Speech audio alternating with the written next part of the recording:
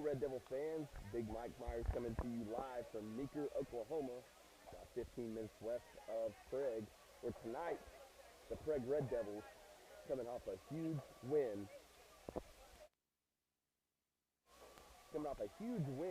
Going into Millwood last week and beating them. I believe the final score was 37-9. So by far the biggest win that Prague has had this year. Last week, and I'm sorry I couldn't be there. Again, I want to thank Parker Terrell and Colton Williams for filling in for me.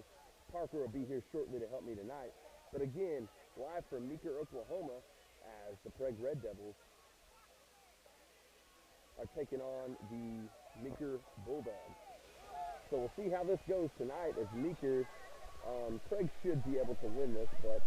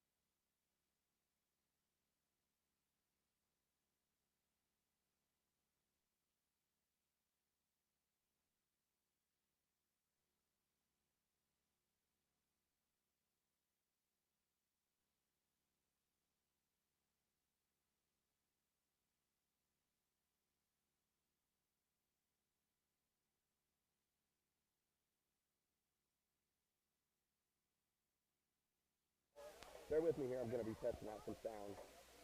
So we'll try to get this going. Give me just a second.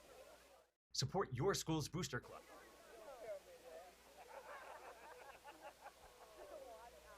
think that is a challenge right there.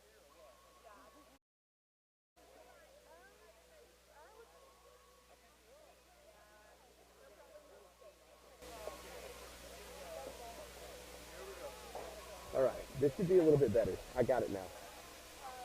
It should be a little bit better, the sound. So, again, about 18 minutes and 30 seconds as we're going to come live from Meeker, right in the middle of the crowd, me and Parker, as this is a big rivalry, guys. I mean, you're playing your neighbors that are really close here, and, you know, these schools are notorious for having a huge rival. I did see last night that I guess some of the players, coaches, fans, parents, got together last night in Prague for the first ever revival rival. So that's really awesome to see between the players, the parents, the coaches, and everything like that. So hopefully that trend will continue in the future. And I've got some rosters I'm going to go over here, guys, with you. I know much of y'all pretty much know the Prague roster, so I'll go over there in a second. But again, Meeker High School, they are the Bulldogs. And we got number 2, Manny, and I'm not even going to try to butcher that last name. I'll try to get a pronunciation before we start here. He's a freshman, 5'11", 160, plays wide receiver and cornerback. Tanner Cody, running back, strong safety. He's number 3. He's a sophomore. Ty Gabbert, quarterback, free safety, number 4. Trayvon Compton, quarterback, wide receiver, free safety.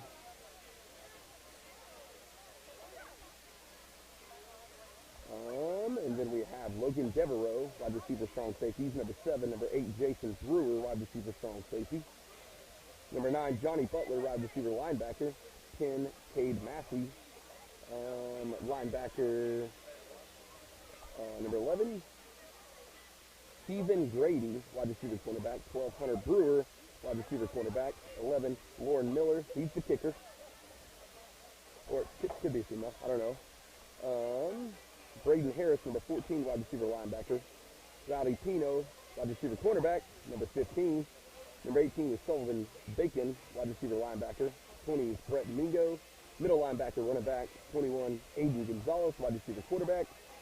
26, Devin Watts, linebacker.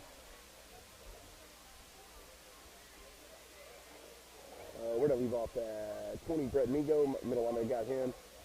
Devin Watts, 26. He's a linebacker. 28, Cole Yoakum, wide receiver, cornerback. 52 is Jay Stanley, he's defensive end. And now the big boys up front, 54, Taylor Grady, tackle. 55, David News, offensive line. Defensive line, Derek Meeker, 58, he's defensive end. Amos Grimes, guard, number 59. 64, Jackson Doubler, offensive line, defensive line. 65, Caden Mosby, offensive line, defensive line. 66, Andrew Gonzalez, offensive line, defensive line. 69, Bobby Brooks, tackle, defensive end. 72, Houston Williams, offensive line, defensive line. 75, Connor Wolf, guard, defensive end. 77, David Parker, tackle, nose guard. 78, Dallas Brooks, offensive line, defensive line. 79, Mason Fulbright, center and defensive tackle. The staff for the Meeker Bulldogs is head coach Maverick Lane, assisted by several assistants, Colby Herring, Shane Morrow, Alan Potts, and my very, very dear best friend ever in the world, Austin Bazell. He is a coworker of mine. I've known Austin for over 10 years. Great dude. And I just had to prop him up on the air tonight because we've been going back and forth all week. So hopefully my Prague Red Devils can come into Meeker tonight and take Bulldogs to the woodshed, and I can brag on it for the next year at work. So again, hi, my friend Mr. Austin Bazell, and we've got about 14 minutes left until we kick this thing off. So we will get back with you guys in just about a few minutes.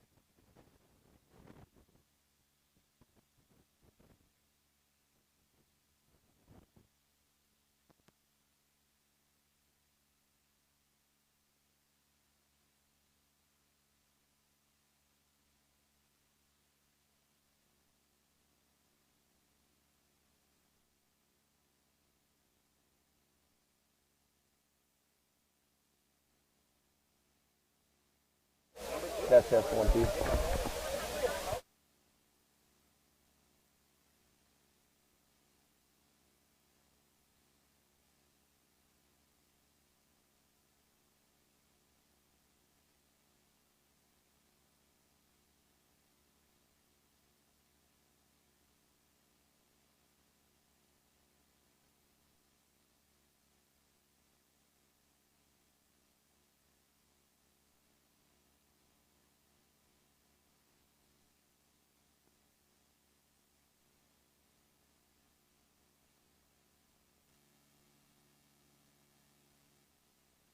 Hello.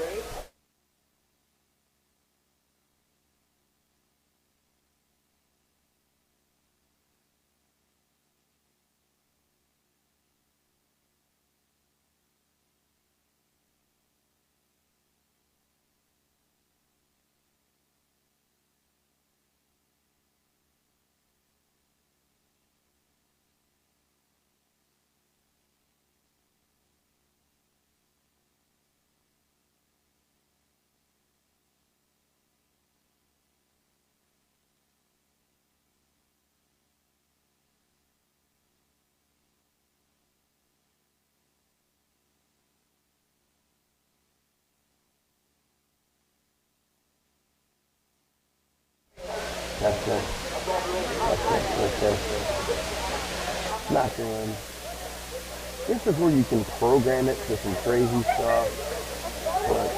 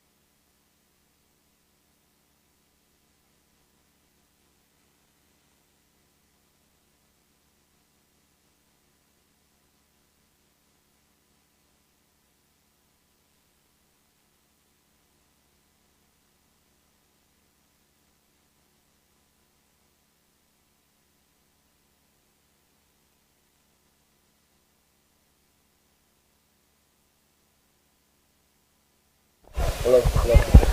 No.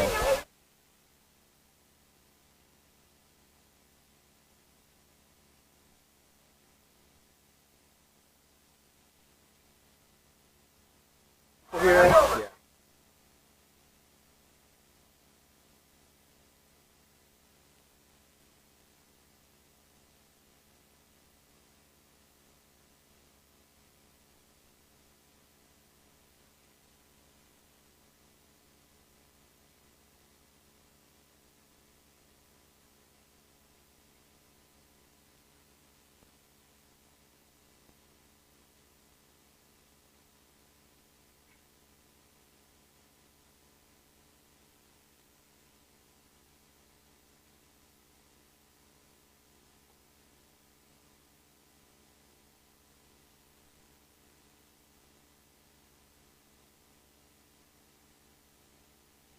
Check 1, 2, check 1, 2. Okay, the captains are on the field. We got 4 minutes and 50 seconds left until kickoff.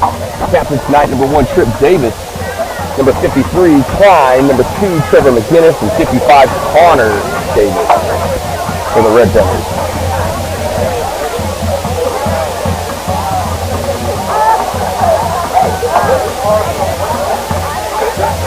That's Connor Klein.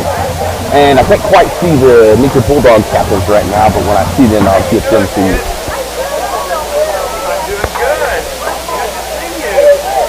The ref's going over some instructions.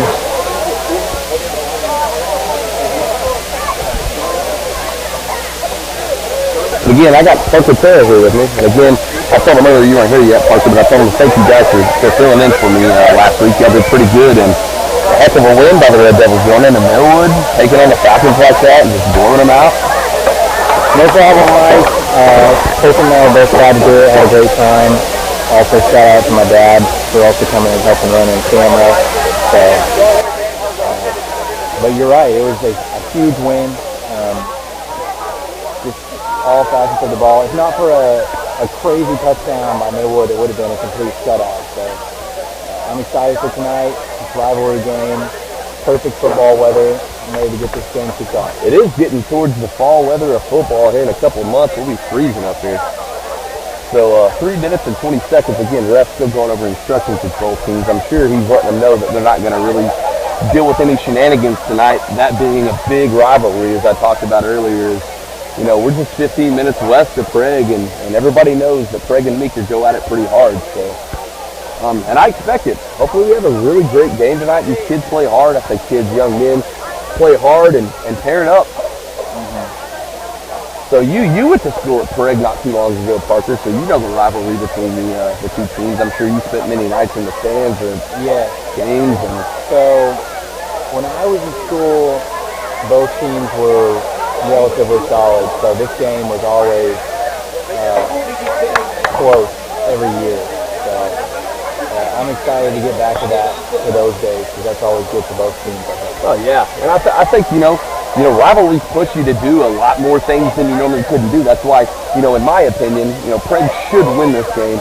We're started off really well. I know Meeker's lost, I think. Don't quote me. I think they've lost too, but I'm not really sure. I do know that one of the first of the games of the season was Prague, and they won 20-8. Of course, we beat them, 66-20 or something like that. So, you know, we should win this game. But like I said, it's a rivalry, just like Bedlam is every year, you know. The lower underdog always plays up to their competition in games like that, and that's something Prague's going to have to worry about and not fall into a trap game. And they're at home, you know, they're more comfortable here, obviously. And, you know, the last thing you need to do is to play down to your opponent, especially in a rivalry game. Yep, so hopefully we keep the mistakes and penalties to a minimum, don't turn the ball over, and just let Trevor and Tripp do their thing, man. Well, that's the quickest way to get beat by any team. Is, you know, to lose the turnover battle, to make a lot of mental mistakes. If I will criticize, actually, Prague wasn't so bad against Millwood, but one thing Millwood struggled with was penalties. They had what seemingly was a penalty every other play. So Prague did a great job at limiting those up in Oklahoma City. Let's see if they can continue that streak tonight. I think all season they've done a really good job at limiting penalties. So yeah, but you know, we've really never turned the ball over that much. You know, I don't know exactly the stats up here, but I know that we haven't turned the ball over that much. And let's just continue our big boys up front and on both sides of the ball. You know, I think that's a big thing. I didn't watch the Millwood game last week, but you know, we won the trenches in all of those games that we've played so far. Our big guys have pushed both offensive and defensively, pushed them around. I know Cooper Smith has come alive this year, especially on the defensive side of the ball. You know, he's getting off that edge quick and getting in the backfield. And I think that's what we mean. Him and Connor, yeah. Connor did do well. Really good on either side. And here comes the Meeker Bulldogs out. Looks like they've got 2 of their school flags and carrying 3 American flags, so that's kind of nice to see. Again, they'll be in the all black with the white lettering. And Craig's pulled up here to our left in the corner, and they'll run out shortly behind the flags and the cheerleaders. So we've got the band directly to our left, so you guys are probably going to hear a lot of band tonight. We'll try to keep it down to a minimum so you guys can't hear, but we'll do our best because I'm literally right next to trailing the drums. So. Yeah, we're also experiencing a little bit of technical difficulties with the headphones not being able to hear each other, so yeah, I can't hear Parker. I may not be able to hear it. So. Here comes your friend, Red Devils. Led by number 55, Connor Davis as the pitch coach.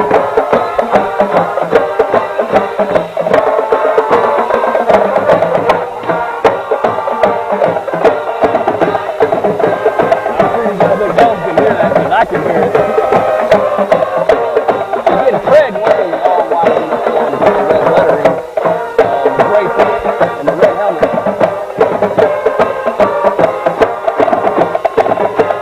But I was slacking earlier, missed the coin toss, so I don't know exactly who won. Meeker is going to receive the opening kickoff.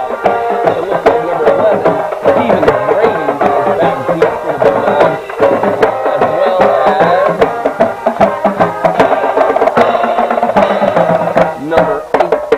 Jason Brewer.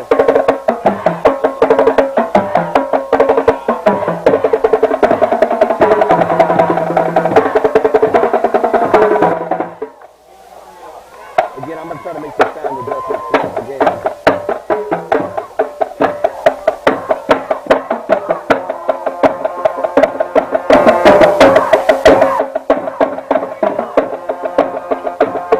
Oh, it looks like Cooper Smith is going to kick off tonight. That's a different thing. Cooper Smith ready to tee the ball up here. The refs are getting excited. It's time for some Friday night football. Cooper beats it big downfield. It's going to be taken by number 8, Jason Brewer. He's going around the right-hand side. He's crossed the 35 to almost the 40-yard line. Tackled by 2 or 3 Red Devils. I know Ryan Hedge, number 7, was in on it a little bit. I believe that was also number 84. 84. That's Jackson Smith. Right. So Meeker will start 1st and 10 right at the 35-yard line here. They'll be moving from right to left. And we'll get Meeker's personnel on the field. It looks like number 4, Ty Gabbert, the quarterback, in the shotgun. He's got number 11, Stephen Grady, to his left. A few wide receivers out there for the Bulldogs. He'll take the shotgun snap. He's going to throw it right off the bat. Roll into his left. Hurls one downfield on a wheel route, and it's overthrown. Number 14, Braden Harris, the intended receiver for the Bulldogs. He was covered pretty decently by number 8, Peyton Zell, and there to be 2nd and 10 for the Bulldogs. We got a flag, Parker. Already. It's against Craig. I didn't see what it was. Really quick call there by the official. Did you hear what he called? No. I don't think he said anything. He just signaled to the other side. It might have been roughing the passer. So that's a big, it's going to be a 15-yard penalty. I bet it was roughing the passer. That places the ball 1st and 10 for the Bulldogs right at midfield on the 50-yard line. We talked about again before the game, penalties. Again, Gabbert in a shotgun, got a guy in motion. He'll hand it off to number 11 this time, and he gets maybe a yard. And we got another flag in the background. 2 flags. 2 flags. There's one in the backfield and there's one on the boundary there. Tackle made by Trevor Worley, number 41 for the Red Devils.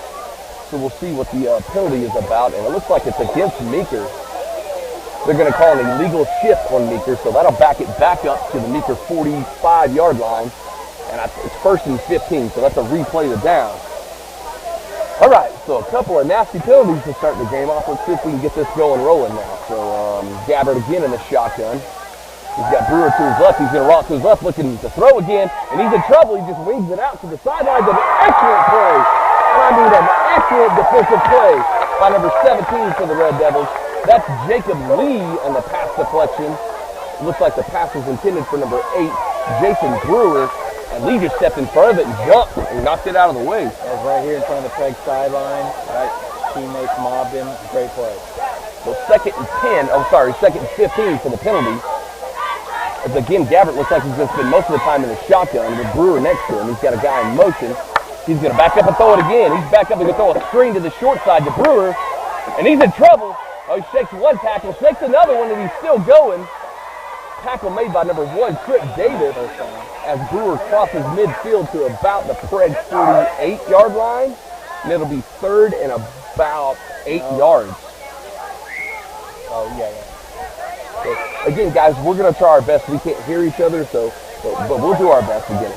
So Meeker's going to go quick here again. Gabbert with shotgun, Brewer to his right, and Prague jumped offside. 10:58 left in the first quarter. Cooper Smith got caught with the count, number 11, and they're going to back him up. So that's not enough for the first down. It's going to be third and short. Let's say third and about 3 or 4 here. A battle to watch here on the outside by number 69 for the Bulldogs, Bobby Brooks, listed at 6'6", 265. He looks way bigger than that. Going up against either Cooper Smith or Connor Davis. Let's see how Connor can enter him there. So we need a big stop here. Third and short here. They're not going to, no, he's still in the shotgun. He's got a fullback with him now. He'll take the snap. He's going to quarterback. See, this is a different quarterback. He didn't get it, guys. I think that's number 10, Cade Massey, who was in the shotgun at quarterback that play for the Red Devils. He didn't get it. It's going to bring up fourth down. He may have got back to the line of scrimmage, and that's it. Big third down here early. See, I would assume they're going to go for it. I mean, unless you want to try to pin him deep. Let's see who's going to be a quarterback again. Okay, number 4, Gabber's going to be back in. He's got number 8, Jason Brewer to his right. I'm sorry, number 11. Brady to his right. He's going to roll out to the right to pass. Looking deep. Hurls one deep down the field. He's got it up to the receiver. It's number 8. He's going to catch it and he'll score. And we got a flag down here, and I guarantee it's going to be an infraction on the sideline. So Ty Gabbert hooks up with Jason Brewer for a 45-yard touchdown pass on fourth and short, I'm sorry, with 10-12 left in the first quarter. And we'll see what the flag is. It's a sideline warning infraction on Craig. So the touchdown will stand. That was just a perfect throw there, Mike. He ran like a little wheel route, you know, and he went back and around, and the corner bit. I'm not sure who was on defense there, but he bit and just had a step or two on him, and it was a perfect throw. Hit him right in the chest. As good of a start as you possibly can think of for the Bulldogs. Yep. Number 8, Jason Brewer for the extra point, I think. You know, Mike, Craig hasn't faced a team all year that has been really good at passing the ball. Millwood tried. They passed literally every play except for the first play and the last play. Right. And so that could be something that they have to adjust to early, a team that can really air out the ball. Yeah, maybe change their coverage in the back, and the extra point is good. So Meeker leads 7-0 with 10-12 left in the first quarter. Yeah, you're right. You know, maybe they're going to have to go to like a cover 2 with 2 safeties in the back, because I know most of the teams, like I said, I wasn't there last week, but most of the teams run the ball, so there's no really need for that deep threat attempt. We all know number 4, Gabbert, can throw the ball, so we're going to have to make some adjustments. Let's see if we can get our offense out here and just steamroll a touchdown here. So, again, getting ready for the kickoff.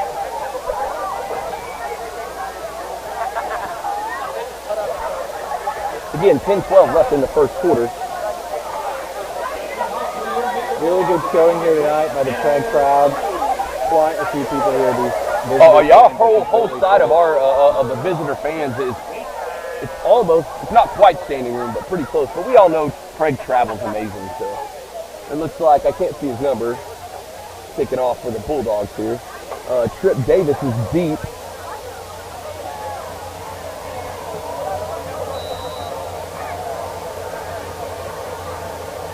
So number 3, Tanner Cody with a kickoff, fielded by number 9 of Craig. He's going to run back to the right-hand side. He's got some room if he can turn it up, folks. He's past the 40. He's near midfield. They crossed the 50. Ball comes out. I think he was down. think the referee's calling him down. Yeah, they're going to say Prague ball. So an excellent return, and that was number 9. Let me find him. They all, I know most of these guys.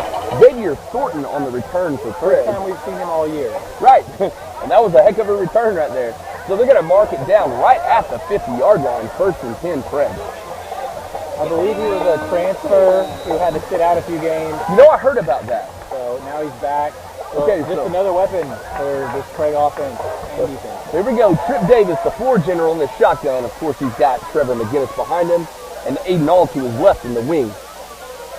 He'll take the snap. He's going to fake it to McGinnis and trips down the middle, and he's got a lane. He's still going. Trip doing Trip stuff. Cross the 20, cross the 10, and he's going to score on the first play of the game for the Red Devils. What a run.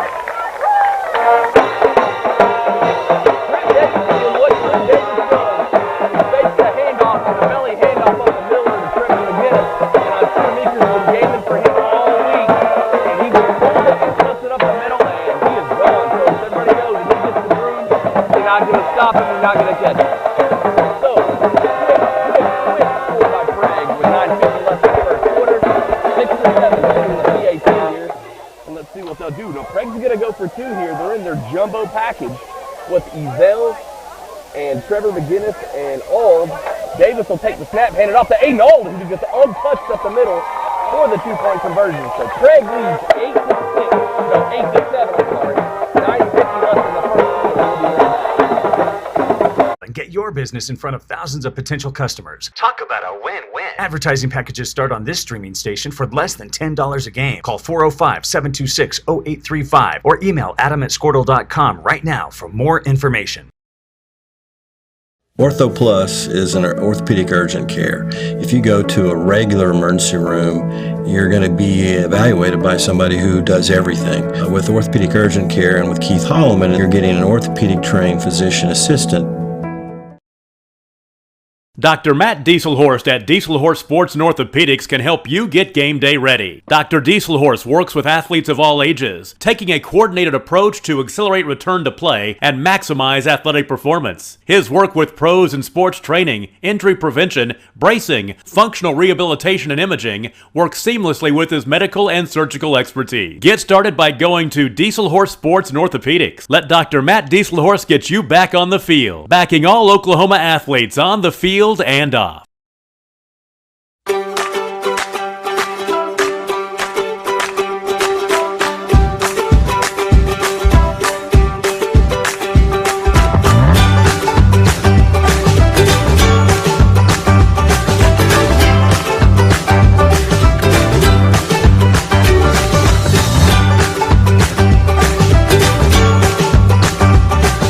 Stream like the pros with Squirtle Live. Find out more at squirtle.com/stream.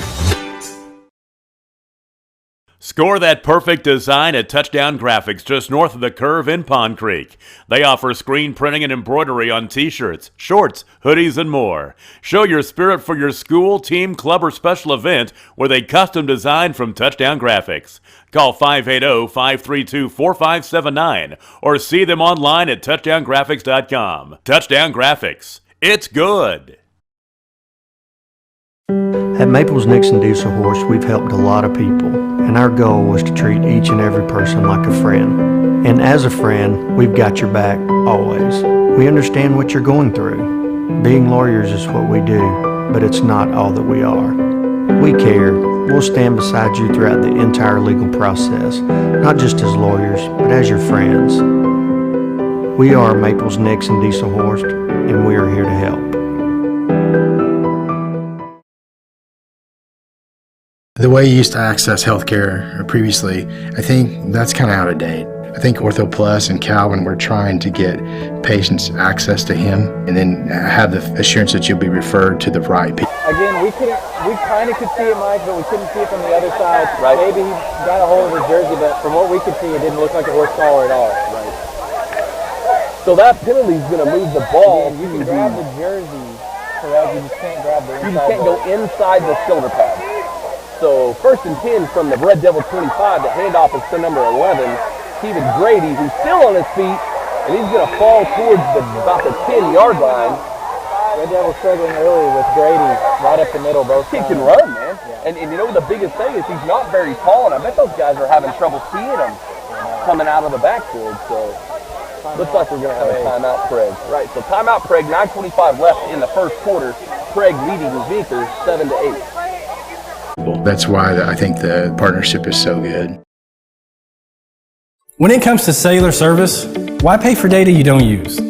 Pioneer Cellular offers a variety of plans designed to give you the lowest prices on the data you and the others on your plan really need. That's why people all over are switching to Pioneer. Pioneer Cellular can save you money on your family plan, no matter how you define family. Do the math. Visit our website at gopioneer.com, call us at 800-641-2732, or stop by a local Pioneer store. Find out how much we can save you.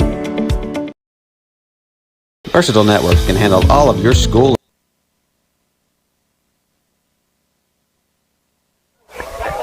All right, we're back. First and 10 from Meeker. It looks like they're about on the 10-yard line, indeed, right at the 10. So number 4, Gabbert in the shotgun. He's going to fake it. He's going to roll out to the right. Connor Davis in pursuit. The pass is completed to number 10, Cade Massey. And he's driven way back to about the original line of scrimmage, but that's going to be a gain of about 5-ish, I think. It's kind of hard to see from over here. That happened on the pretty much the farthest point it can from me and Parker. Could be second and goal. Looks like the ball's placed. Oh, it's short. It's like on the 2-yard line, it looks like. Maybe it's on the 5. Anyways, short, second and goal. Looks like number 10, Cade Massey's at quarterback again. They did this a while ago. Kind of a wildcat formation. He's going to keep it up the middle, and he's not going to score as there's a big-time hitting and pushing and shoving going on. So Massey will not get in the end zone. That'll bring up third and goal from Parker. I don't know. It's close, man. It's got to be about the 1-inch line. Yeah, it's right there. It looks like Gabbert's going to come back in at quarterback. At least he's in the huddle at the moment. Again, Gabbert's he's going to go under center for the first time here. So look for a big quarterback sneak right here. We need our backers and our big men to stop this. And he does sneak it. And they're going to say touchdown. But the Prague coaches are not happy about something over here. Coach Woodall is fired up. 8:01 left in the first quarter. This is what we were talking about. If there's anything, Meeker is not going to lay down in this game. They don't care about records. They don't care about what we have done so far this season. It's only about this game. And so far, early, just some bad tackling by the Red Devils, some bad penalties. Again, the horse collar was so-so. We couldn't really see. But, that's a perfect recipe for how to get beat, especially on the road. Right, and the kick is good, so it'll be 14-8 in favor of the Bulldogs. And here in just a second, Prague will have their second possession. If you just joined us, Prague's only ran one play, and it was Trip Davis for 50 yards down the middle. So we just got to get our defense going. I just don't think they could. I just don't see Meeker stopping Prague, but we're going to have to do something different on defense to get a stop here. And like I said, there were 2 really big penalties there that kept that drive going.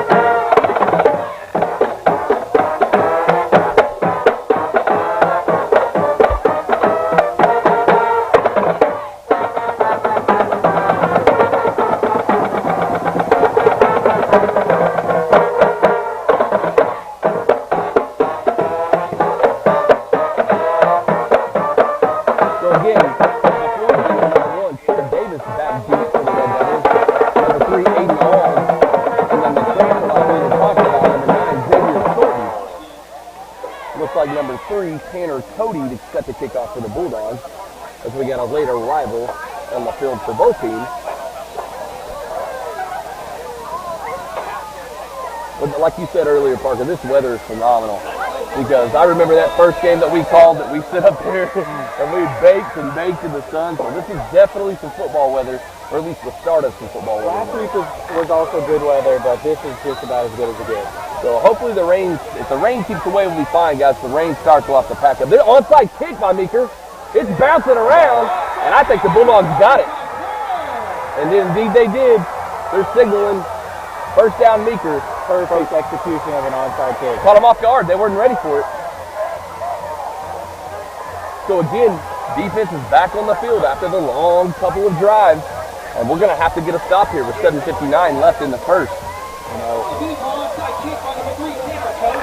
like we were talking about, Meeker came to play. So They did. they know this is a rivalry. I mean, I'm sure we can talk about it. Coach Ed was at Meeker for a long time. I'm not saying at all that there's any bad blood, but definitely, you know, he was here for a long time, so that could be something, a wrinkle. Gabbert in the shotgun, he's going to hand it off to number 8 who's in motion, and that'll be a loss.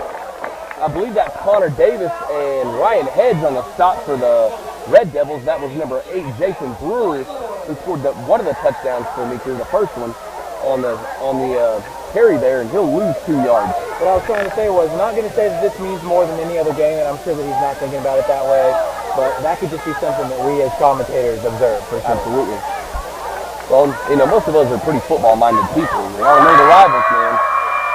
So here again, 2nd and 10, 11, 12. They'll throw it across the middle. Oh, and it's in and out of the hands of number 14, Braden Harris, who ran a slant. Did you see the pick? That was an excellent play ran by Meeker right there, and He was open. It was a good tip, though, by, I believe, Ozell on the outside. But, I mean, Meeker is really running some well-designed pass plays, something that Prague has not seen all season. Right. So again, Gabbert being the shotgun. Number 11, Stephen Grady in the backfield with him. Be 3rd and about 11 for Meeker, and they got to pass it here, right? Yeah. So we got 2 wide receivers right. He's going to roll out to his right. He's in trouble. Cooper Smith almost had him. He scored access. He's going to heave one down the middle. Up in the air, and it's almost intercepted. Peyton Ezell had it, and it was an excellent play by number 14, Braden Harris. He turned into the defender. He did, and he did an excellent job at it, knocking it out of Ezell's That hand. was an easy pick if he doesn't stop that. And Gabbert, for the first time, was scrambling for his life out there tonight. I believe Cooper Smith got a hand on him. Cooper and Connor Davis was chasing too. So it appears Meeker's going 4th down and 11 here. So it appears Meeker's going to punt. Okay. For the first time. Great shot there after the onside kick. You see his number there, Parker? I think it's number 2, Manny, and I can't pronounce his last name. High snap, and it's blocked. Ball is blocked, and Cooper Smith jumps on it. That's number 9, the transfer, Xavier Thornton, off the left edge, and that punt had no chance of getting off. That was a great play, but I wish that he would have looked down and tried to scoop up the ball. Yeah, he was celebrating after he blocked it. He had a chance to maybe pick it up. Right. But so either way, great play. Well needed. We'll call that a turnover with 7:01 left in the first quarter. Is his last name Worthy? No, Xavier Thornton. Thornton. Huge special teams plays early by Thornton. And Thornton. Thornton's got an R in it. First game back. We'll just call him Xavier. So another heck of a play. We needed a good defensive stop right there, and we got it. So the Ford General, Trip Davis is going to be under center. McGinnis behind him. 1 play, 1 touchdown so far. The handoff is to Trevor McGinnis. He's going around the right side. He's just running over folks. So a big gain right there, down to the 30-yard line, and we got a flag on the field. It's in the backfield, and I'm going to say it's going to be a holding. Red Devils are backing up. Yep, holding. Holding against Craig. That'll bring that one back, and that'll be 2nd and 20 now.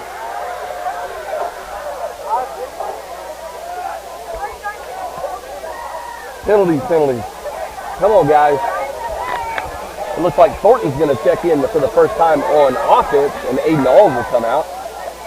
So I'm assuming he's going to go in the backfield, and then DB will had an excellent game in Millwood. He was probably, him and Davis and McGinnis really were, all of our offense. Trip under center. He's going to roll out to his right. Double handoff here to Thornton.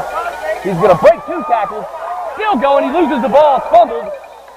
But I think he got it back. He did. He got it back.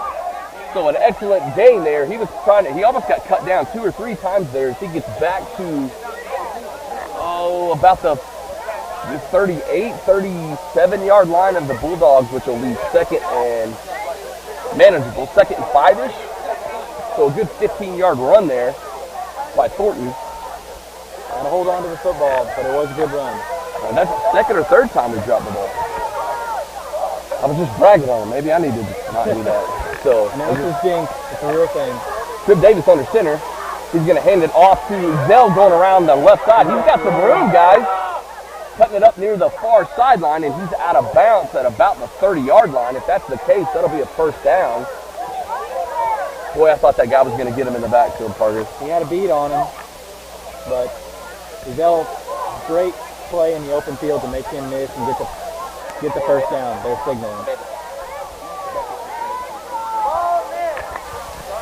All right, so again, indeed, it was a first down. Ball's placed on the 38-yard line of the Bulldogs. Tripp's going to go back to the shotgun with Trevor McGinnis behind him. Ald and Ezell in the backfield as well. He will fake it to McGinnis and pitches it out to Ald. Aiden's got room, guys. Cuts it back up, and Aiden's goal is going to be close to a touchdown. He is going to score.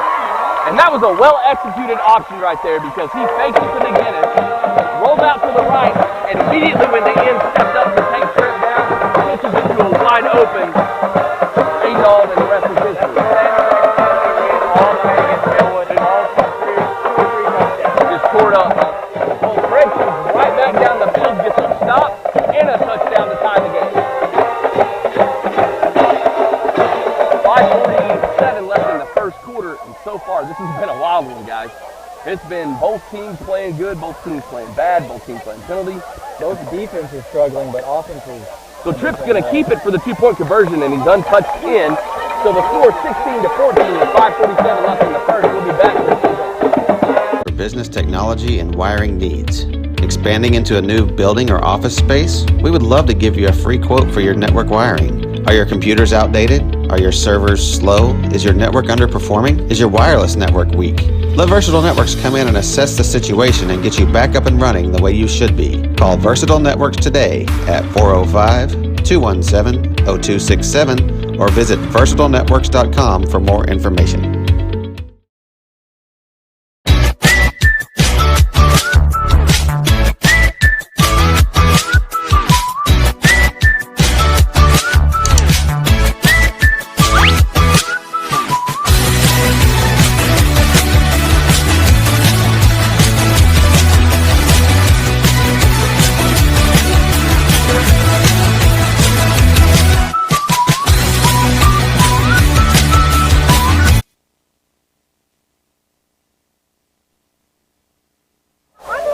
All right, and we're back, set for the kickoff. So if you're just joining us, guys, this has been a wild one. Me and Parker have talked about the rivalry and everything that's gone back and forth, and I'm telling you, the Bulldogs come to play, guys. Each team has kind of had a turnover. Meeker had a really good onside kick in return, and Craig blocked the punt.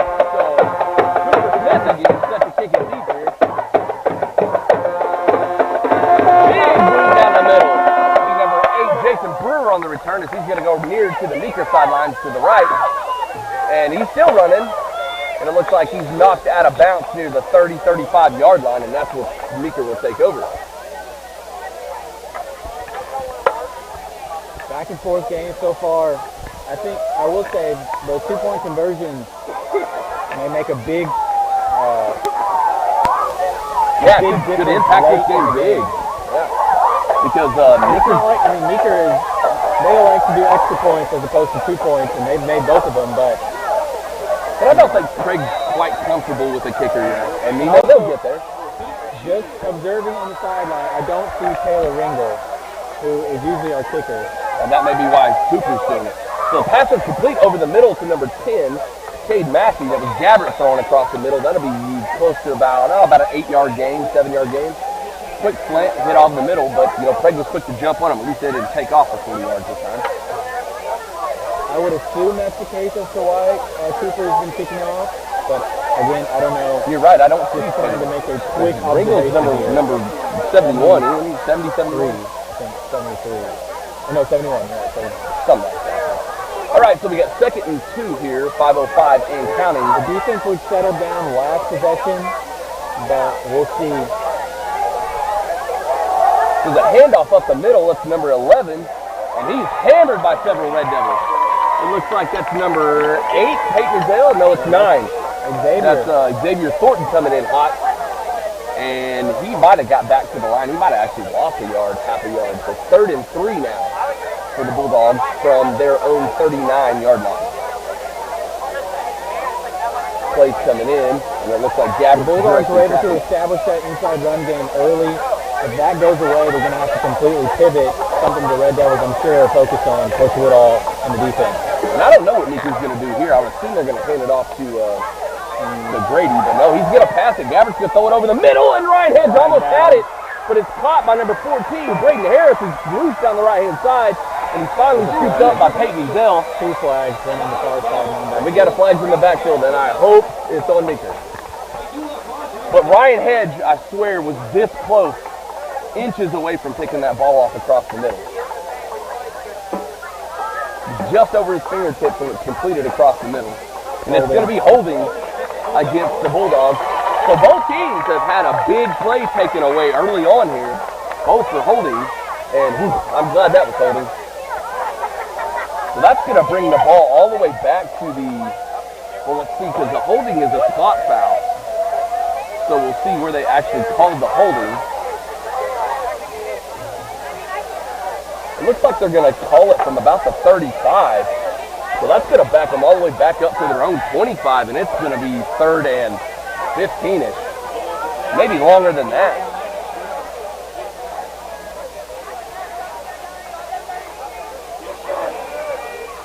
What did I tell you? It's indeed placed on the 25-yard line of the Bulldogs. Yeah, 3rd and at least 15, maybe longer. So look for a big pass play here by Gabbard as he's in the shotgun with Grady to his left. He's going to drop straight back. He's looking left. He's in trouble. Rolling out to his right, looking for receivers. He's scrambling. And Davis got him from behind. That is not a horse. Sorry about that, folks. They're going to call a horse collar on Connor Davis there. And that's grabbing a hold of the jersey. He did not go inside the pad. So we'll see if that is indeed it is indeed a horse collar again against Prague. As Connor Davis ran on, I don't know how far he ran, but he tracked Gabbard down from a long way. So that's going to move the ball up to almost the 40. That's not a first down, guys. It's 3rd and short again.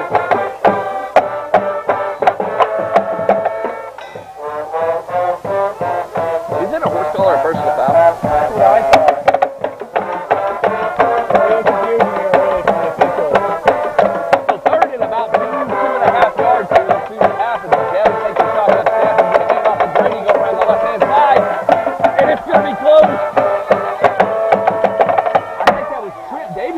From the safety position made the initial hit.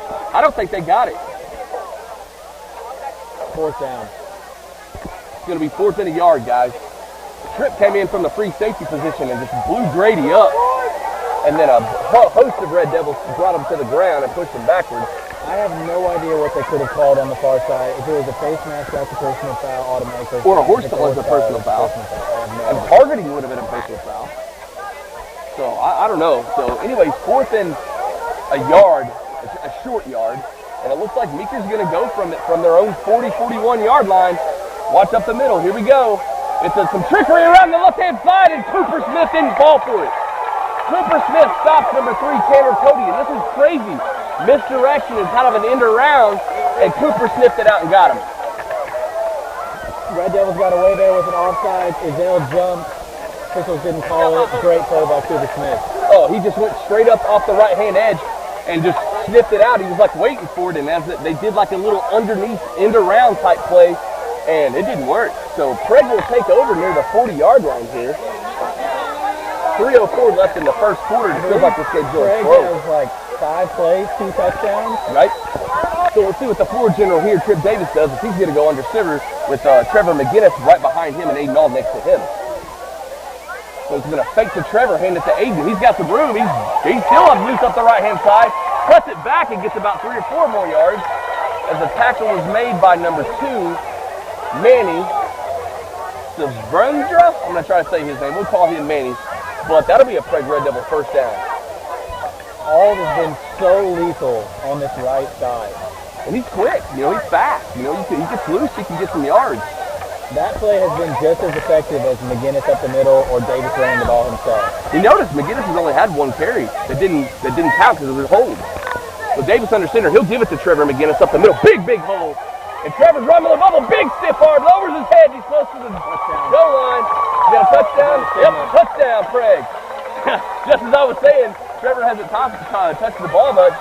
Big, give it to the offensive line there. That hole was huge. And of course, big stiff arm.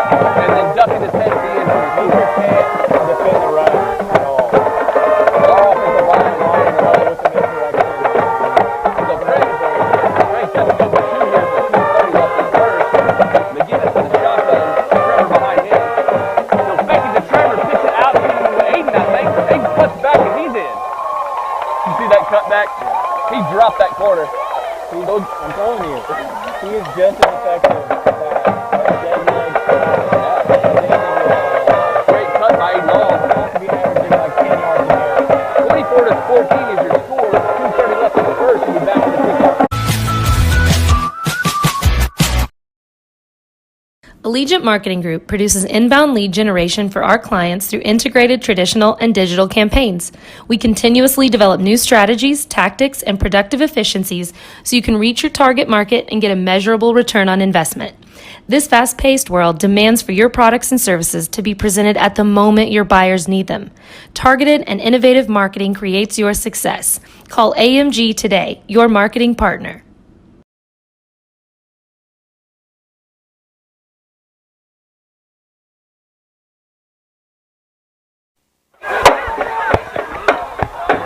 Folks, we're back again live from Meeker, Oklahoma. Big Mike Myers here, Parker Carroll to my right. As Prague scores again, and the offense is just rolling. The defense has kind of caught up a little bit, Parker. Once they figured out the inside run game of Meeker, it's been a whole different ball game. Well, and our defensive line is chasing down the quarterback. Big high short kick by Cooper Smith. I'm not sure who returned that, but the ball will be placed about the 37-yard line. But like what I was saying, the early things that beat us is number one, the penalties. We've kind of shut that down a little bit. Number two, the inside run game, like Parker said. Kind of shut that down a little bit.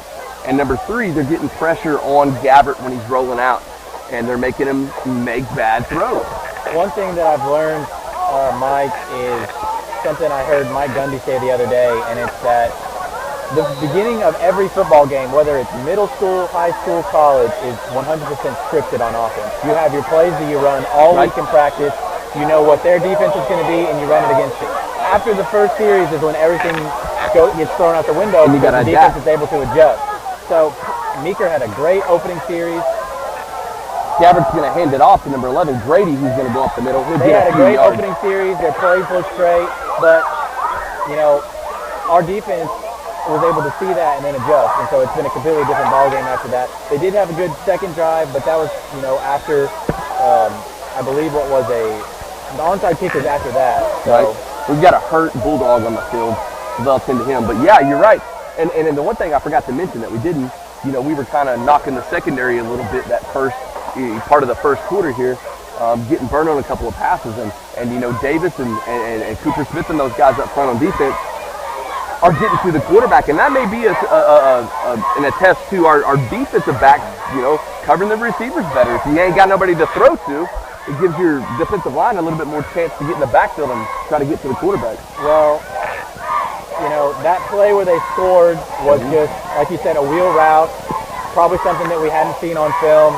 You know, those plays are going to work like one time, and then all of a sudden our defense knows it. Coach Woodall sees it, our defensive coordinator, and then, you know, Davis is going to be aware that, again, like we've talked about all game, Prague has not seen a passing offense that has been relatively competent. Right? So for them to get a little shell-shocked early with the amount of pass game, but they're able to adjust. Trip Davis is back as kind of that roving center fielder to be able to stop any type of long pass. It's a risky move, but he's so fast, quick, and has the instinct.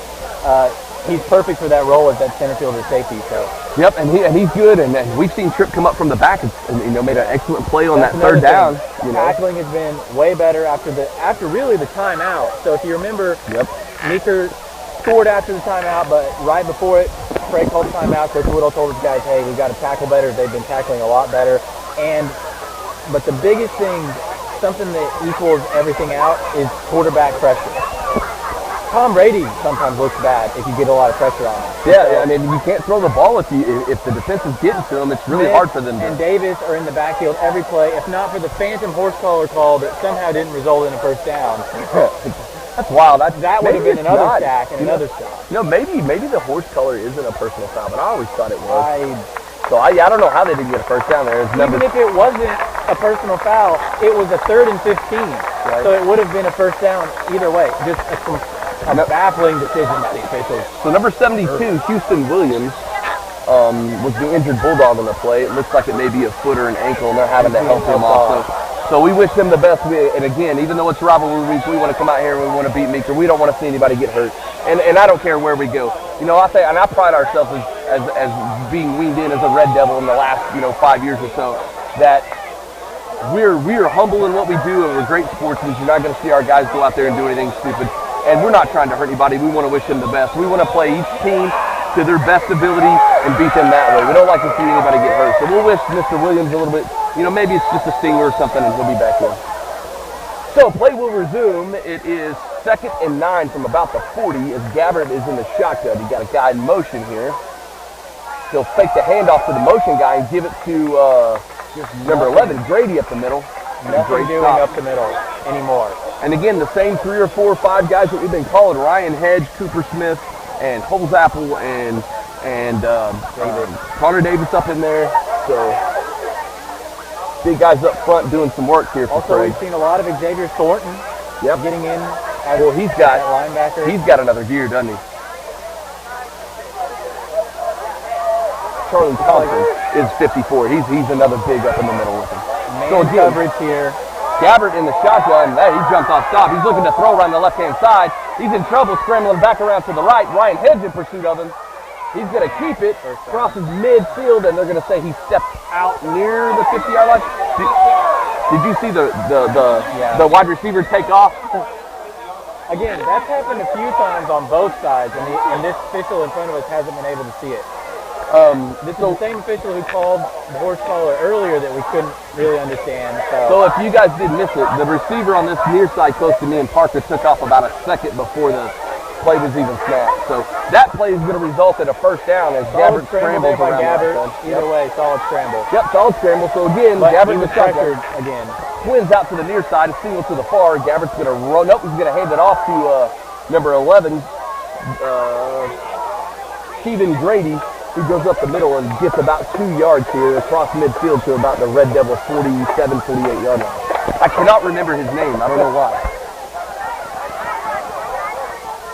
So we got 55 seconds left in the first quarter, and this game seems like it's lasting forever. First quarter. We're not even in the first quarter. A lot of penalties, a lot of turnovers, so a lot of kickoffs, a lot of points scored. So again, Gabbard in the shotgun, Grady to his left, guy in motion. Take the shotgun snap. He's going to throw. He's looking to his left. He's going to throw a screen pass out to number 10, and it's completed. And that'll be near another Bulldog first down near the Prague 40-yard line. Number 10, Cade Massey in the reception for the Bulldogs.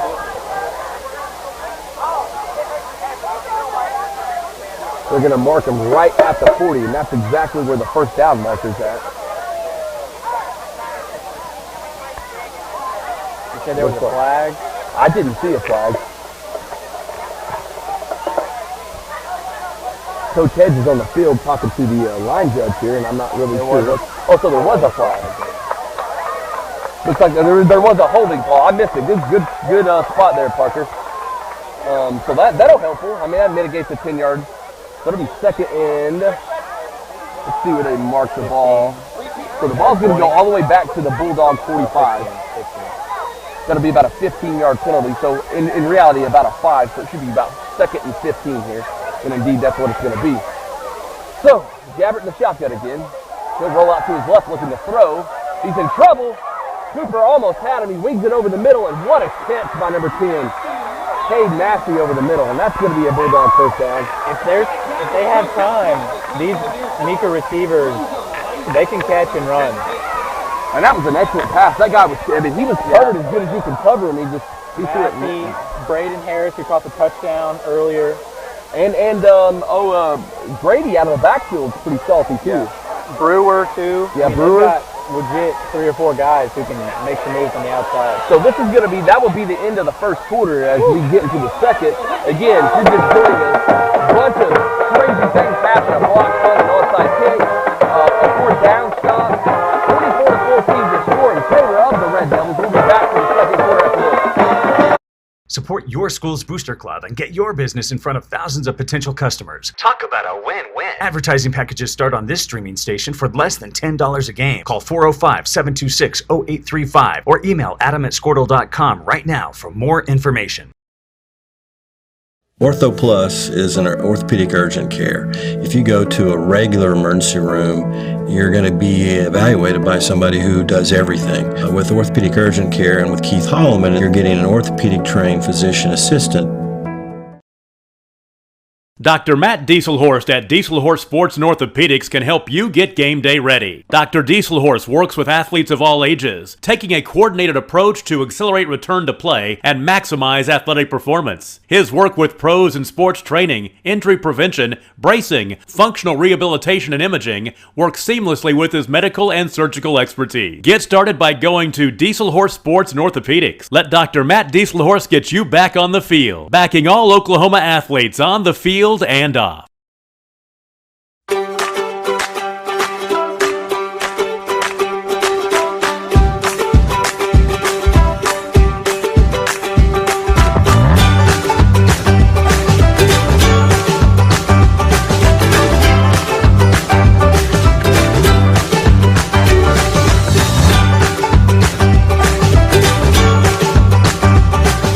Stream like the pros with Squirtle Live. Find out more.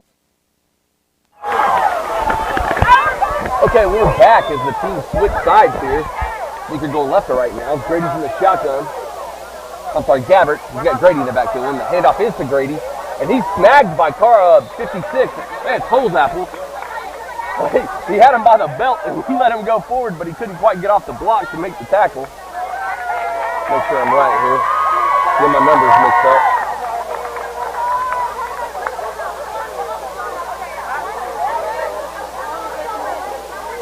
Yeah, Carson holds on. So that'll be about line of scrimmage. The 2nd and 10. Gabbert takes the shotgun. He's looking to throw, and we got flags everywhere. He's lucky because Davis was coming off the edge hard. That seems to be every play. He was coming up that left side hard. So we'll see what the penalty is here. I'm not sure. I didn't see anybody jump. We're going to say a false start against Meeker. So that'll back him up 5 more here with 11:27 left in the half.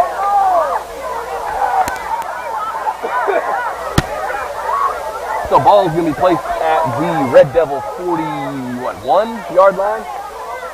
And 2nd and 15. As Gabbert's getting a signal from the far sideline. Grady to his left. He's got 3 wide receivers out here to the right. Look for some chaos over the middle here. Carson's loose on him. They're going to throw a screen at Cooper Smith. He almost had him in the backfield. Oh, somebody tackled him. So an excellent screenplay by Meeker as Grady's going to rumble and bumble down close to a 1st yard line here. And Cooper had him. He read it perfect. He just couldn't get him down. He's slippery. He is. That's about the best way to put it. He's kind of a smaller guy. What? He's a smaller guy listed at 5'8", but and that may be why they let Davis come off the edge because they're setting up the screen. So 3rd and about 5 here, and the handoff is to Grady around the left. He'll cut it up the middle, and he did miss by 3 different guys. He's still running. Cut back, and he's stopped. Might have been a touchdown saving tackle by number 17, Jacob Lee. And that's going to be a Bulldog 1st down. I can't quite see where they're placing the ball, so I'll get that just in case. Hey, Trell.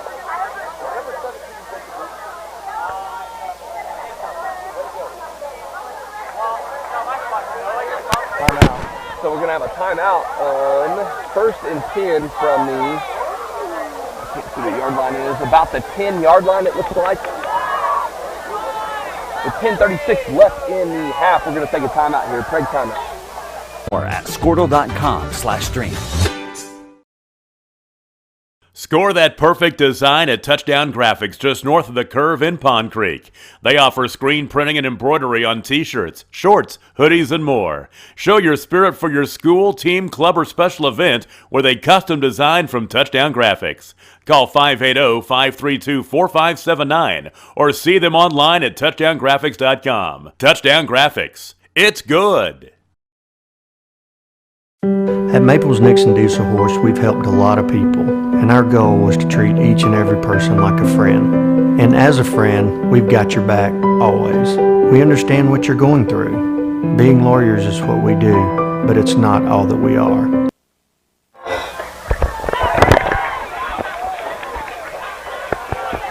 Okay, we're back. 10:36 left in the half. 1st and 10 from the 17-yard line. Now Gabbard in the shotgun. He'll fake it to Grady. He's looking to pass on the right-hand side. He's going to throw it back to Grady, who's wide open. And he dropped it. Little trickery there, Parker. So they fake the handoff to Grady. Grady goes kind of on a wheel route again. He was wide open. Yeah, that was just a great play design there again. Yep, Gabbard hit him in the hands with it. He just couldn't handle it. So that'll bring up 2nd and 10 from the 17. The Devils got lucky there. I'll take a little luck every now and then. Sometimes that's all it takes.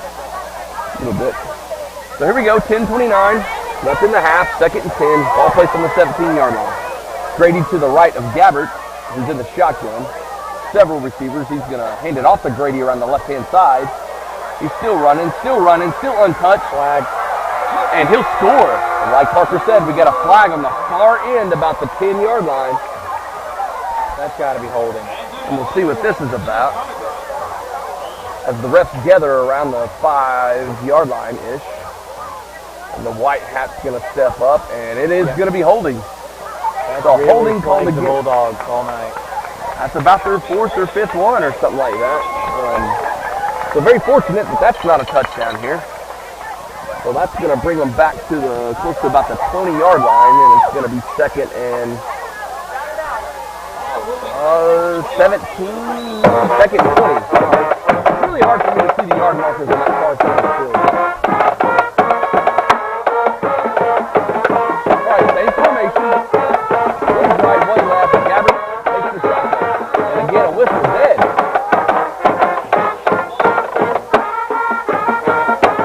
It'll be a false start against the Bulldogs, so they'll back them up within 5 more. And you know what? Parker, what do you do when it starts to snowball like this on television? You're just going to have to get your phone with it. All time out, my friend, just all the time out, not that long ago. So you're just going to get your offensive line settled down. Kind of reset or something like that. Already a touchdown taken off the board because of the holding. You can't keep backing up. 2nd and 25 now, so Gabbard's going to throw here. He's got time. He's going to launch one down the middle, and it's well overthrown. Yeah, number 2 is wide. I see that now. It's in there waving. The ball was intended for number 8, Jason Brewer. It was defended by number 1, Trip Davis, and like I said, the ball was 5-10 yards overthrown. Oh, they're going to call roughing the passer. Roughing the passer. I didn't see it after he threw it, so. Brutal play there. Not really sure who hit Gabbard in the back. In the backfield, rather. The ball will be placed on the 10-yard line, they're saying. Again, I thought that was a personal foul, but. So, let's see what the yardage is. It looks like it's going to be about 2nd and 7. Gabbard will take the shotgun snap. He's going to fake it. Oh, it's an end around. The ball was handed off to number 10 on the end around. It goes nowhere. That's Cade Massey on the carry there.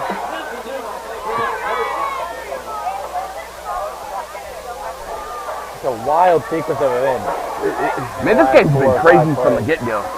We've got holding that negates a touchdown, followed by a false start. Several touchdowns have been negated in this game. Followed by an incompletion where they had a guy wide open, but they roughing the passer gets them to where they are now.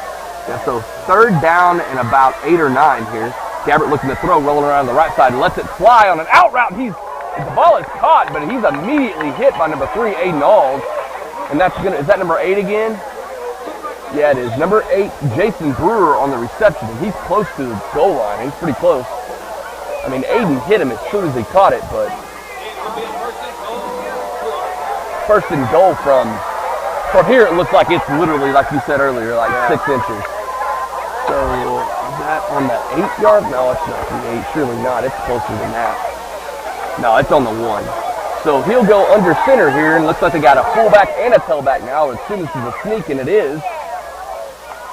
No signal yet. Still no signal. As the dog pile gets up off the ground, it's going to be second down. So a big stop right there by the big guys up front for the Red Devils. Because from here it looks like he's literally got inches. So Coach Woodall's out there shouting orders. So hopefully they'll plug that middle again. 8:37 left in the half. 24-14, favor of Prague, but Meeker right on the doorstep.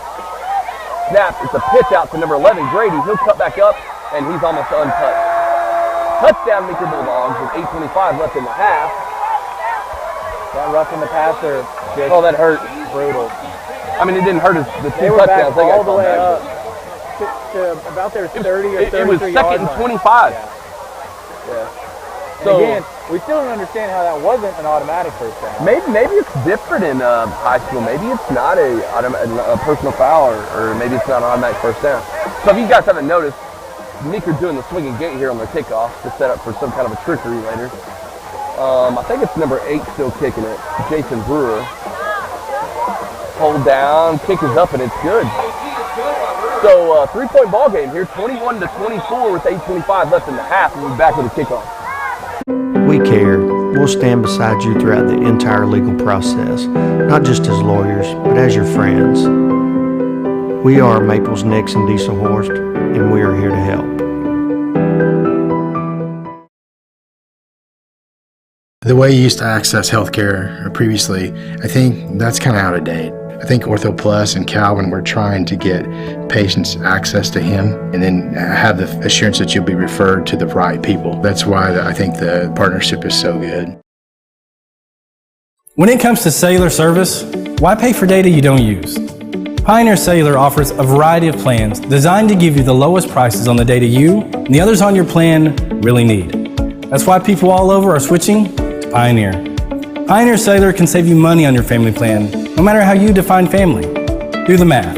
Visit our website at gopioneer.com, call us at 800-641-2732, or stop by a local Pioneer store. Find out how much we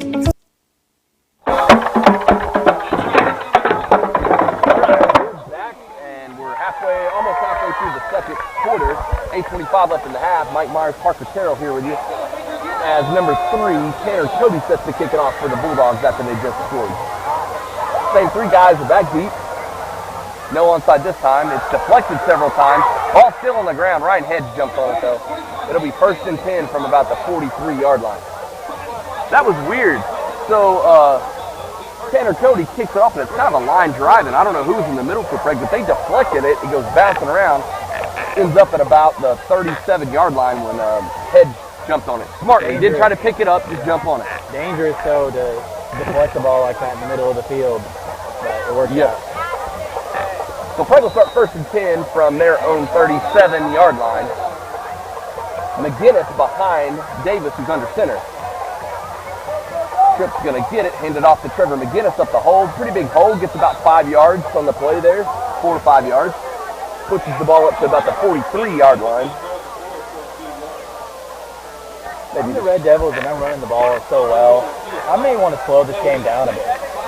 I think that's the shortest run he's had all year. You're going to be able to run at will any play you want, so I would use up as much time as you can. Aiden Auld and McGinnis in the backfield. Davis under center. Davis going to fake it to McGinnis, and he's going to cut it back up the middle to the left. And he's near a 1st down here. I don't think he quite got it. And that's really good defense by this number 4 right here, this Ty Gabbert, who's their quarterback. He stayed at home. We all know that Tripp can scramble and cut it back and switch the field 5 different times and go score. But Gabbert stayed at home right here playing this edge, and just when Davis cut it back, he didn't have anywhere to go. So it'll be 3rd and very short, 30 yards. Davis under center. Hands it off to Aiden Auld around the right-hand side. He's got the 1st down, but we got a flag in the middle of the field.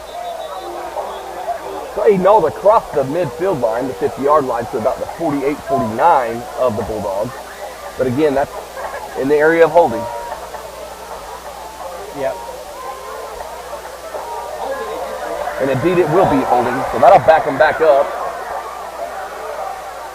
So instead of third down. Instead of 3rd and 1, it's going to be 3rd and 11. It's another brutal penalty. So we'll see what Craig's got here in store. 7:10 left in the half.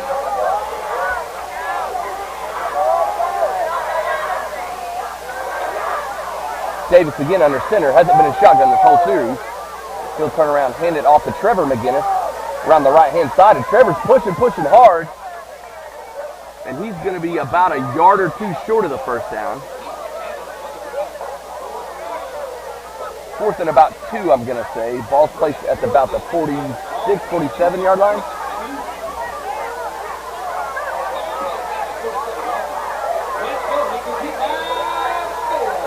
Let's see what Craig's going to do. It looks like they're going to go for it here.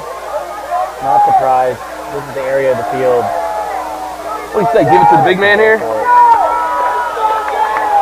So, Davis under center. And to get you 2 yards. McGinnis is going to hand off to Aiden all up the middle. He didn't get it. Let's see where they place the ball at. Oh, it's Richard. This near judge looks like, if I had to guess, he's just short, but man, it's right on it. I'm about right down the line here. Parker's got a little bit better. Then they're going to give it. So a turnover on downs. Turnover on downs. Meeker will take over in Prague Red Devil territory. And we're going to have a timeout Red Devils. As Hedge is not happy with I don't even maybe know the spot. They didn't even measure it. That had to have been close enough for a measurement. Man, it looks really close. He is irate. So there's something I heard the coaches yelling before the play took place, is they thought it was 3rd down and not 4th down. Or they were saying it should have been 3rd down instead of 4th down. Ooh, it was definitely 3rd and 1. Yeah, you can see Hedges' arms. He's saying it should have been 3rd down. But I thought it was 3rd and 1, and then we got the penalty, right? So the officials, I think, got it right. But the point of the matter is there's no way that we should not be able to get 2 yards on a 4th down. And Hedge is fighting a losing battle here. They're not going to just go back. Nah, never works out that way. Maybe he'll get him to pay a little bit more attention. So Hedges giving up on it. He is going to come back. It's going to be Meeker's ball with 6:22 all left. in all, a pretty big stop there by the Bulldog defense. Yeah. They've been lit up all night. Like I said, whether it be 3rd or 4th down, there's no reason why we shouldn't be able to get 2 yards. Their first stop of the game. Yeah, it was. First stop. That's the first time we haven't scored.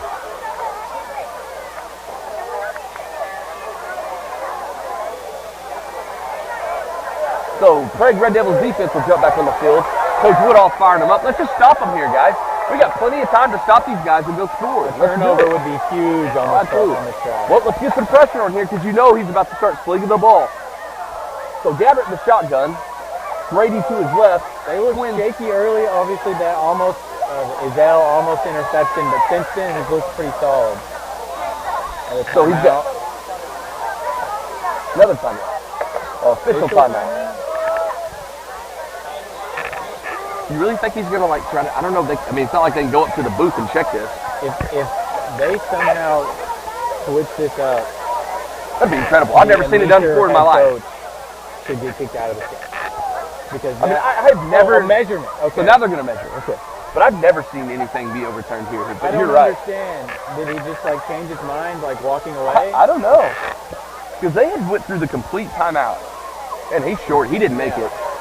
I guess maybe that's what Hedge was so upset about. He just wanted an actual measurement. Maybe. I think we should mic Coach Hedge up one night. Not really.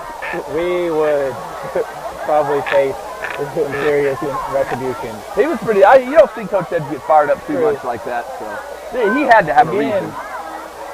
This game may mean something a little different to him. Oh yeah. He was at Meeker for a long time. All right, 1st and 10. Here we go. Gabbert in the shotgun. He's got Twins to his right, a single receiver to his left, and Grady to his right. Takes the shot. He's going to throw it. Straight drop. Oh, Davis. Big throw over the middle. And that ball is overthrown. Great coverage there by Peyton Ezell. He was step for step with number Davis just completely obliterated. So number 14, Braden Harris. Jay Stanley for Meeker. It was a reverse pancake defense on offense. So it'll be 2nd and 10. Again, ball still on the Prague Red Devil 47-yard line. Man, it is a nice night, but it is so humid that my papers are wilting. Are wet. All right, 2nd and 10. Same type formation as the last play. So Gabbert will take it. He's going to hand it off, and he is stopped way in the background. Backfield, sorry. That's number 54.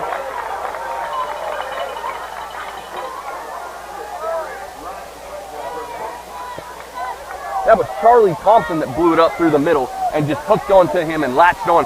Finally, we get him latched on to him. He just grabbed him. Here. No penalties. So 3rd and 16, ball's placed on the Meeker 47 now. 5:43 in the half. Clock is rolling. Same exact formation. Twins to the right, one to the left. Gabbert's rolling to his right, looking to throw. Ball is gone across the middle, and it's completed to number 10, Cade Massey, near the 40-yard line of the Prague. But it is close. I think he's short about 3 or 4, huh?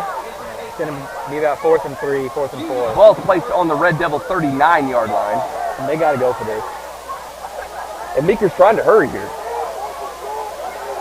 I don't know how he caught that in the middle of like 5 Red Devils, but he did. Excellent throw there by Gabbert. 5:06 and the clock's still rolling. Play clock at 16. Gabbert's going to take the shotgun snap here. See what he does with it. He'll hand it off. Up the middle is Grady, and he's going to get the first down on 4th. 4:53. Clock will stop for the change to move. Ball's placed on the Red Devil 36. 1st and 10 Meeker. Clock is rolling again. 4:48 and counting.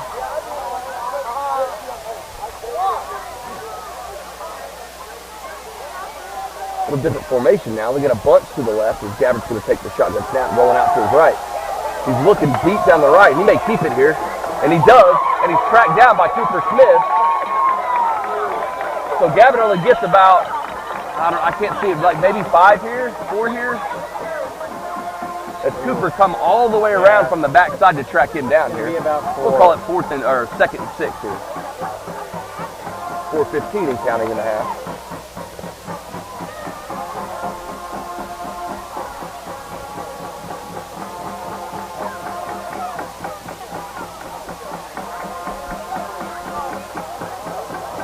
Gabbert in the shotgun. He's got twins out to his left, a single to his right. Grady near him. He'll take the shotgun snap. He's going to hand it off to Grady going around the left-hand side. He's still running, and he's tripped up by number 8, Peyton Bell. Another big 3rd down.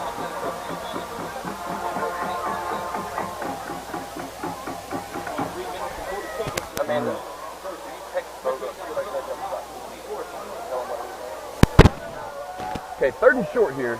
He done got a first. And we got a flag on the near side here, and I hope this is not on our bench. No, he got a false start. Ooh, I thought that was going to be on our bench. I was like, I didn't see anybody doing anything crazy over there, but brutal mental mistake there by the Bulldogs. Big. Now it's 3rd and 6. 3rd and 6, ball's going to be placed just outside the 30-yard line of Craig.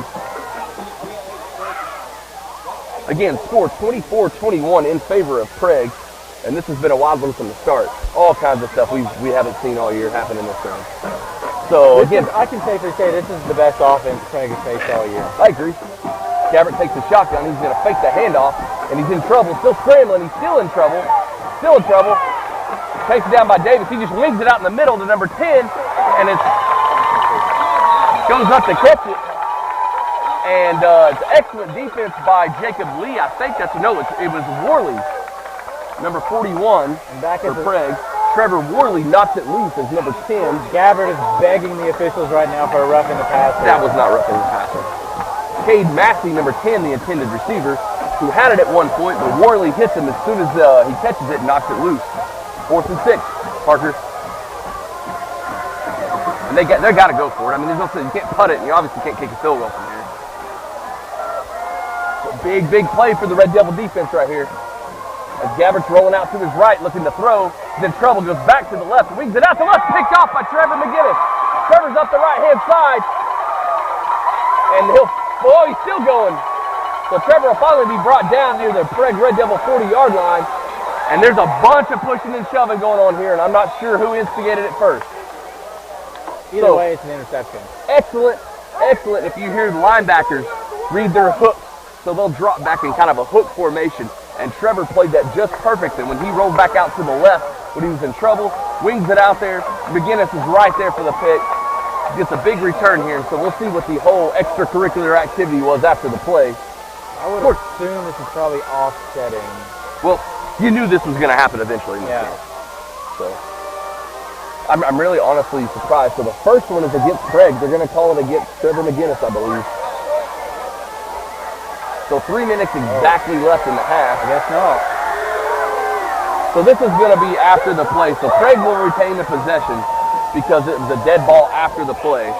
And it'll be 1st and 10 from about the 25, 26-yard line of Craig. Again, that was on the far side. Me and Parker really couldn't see what was going on over there. It was just a scrum, and then all of a sudden flags were being thrown. You wonder if, like you said a couple of weeks ago, something might have been said. Anyways, Craig takes over from the 26. Let's see what Davis is yet to throw the ball in the game. So Craig looks like I'm not really sure who's behind him. I don't know if that's Trevor or not. It is. He'll fake the handoff to Trevor. He's going to do the option. He'll keep it, cut it back up. Davis's got room, cuts it back up again, jumps the guy, and man, if he doesn't lose his footing there, he scores. So, again, big game by Trip Davis, the floor general, out to the Prague 40-yard line. That's going to be a first down.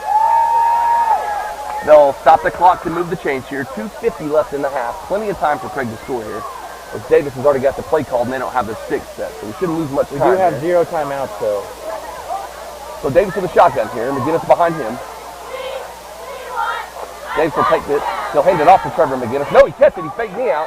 Running the option here. He pitches it out to Aiden Knowles, and Aiden Knowles up the right-hand side. Across the 50, across the 45, and Aiden's all the way to the 43, 44-yard line of the Bulldogs. Again, like you said, the play they ran last week, that bread and butter, the fake it, run the option, and Davis doing an excellent job getting it out to his wingback. Last drive, when they got stopped on 4th down, they tried to run inside with Ald, and that's what got stopped. They should have just tried to pitch it outside like they normally do. So we get called. We missed a flag. There's a block in the back call. Rare to see a block in the back on a run call. Again, we couldn't really see it, but that is. It had to be on that far end. That's so the ball's rare. Ball's going to be placed at the Prague Red Devil 40-yard line. 1st and 10 still. 2:24. There's probably been about, I would say, 15 to 18 flags in this There's a lot of flags this game. Almost as bad as the Hennessy game. Not Hennessy, Henrietta. No, the Henrietta game. Oh, yeah, I wasn't at that. So Davis is going to fake it and keep it. He'll pitch it out to Peyton Zell. He doesn't have much room to go here, and he's going to lose yards. Get out of bounds. There we go.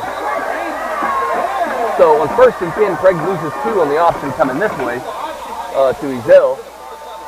But back to the option talk. You know, when we run the option, you were talking about running him inside to outside. You got to account for 3 people in the option. So clock just under 2 minutes now in the half. Ball placed on the Red Devil 39, be second in about 11. 150 now and counting.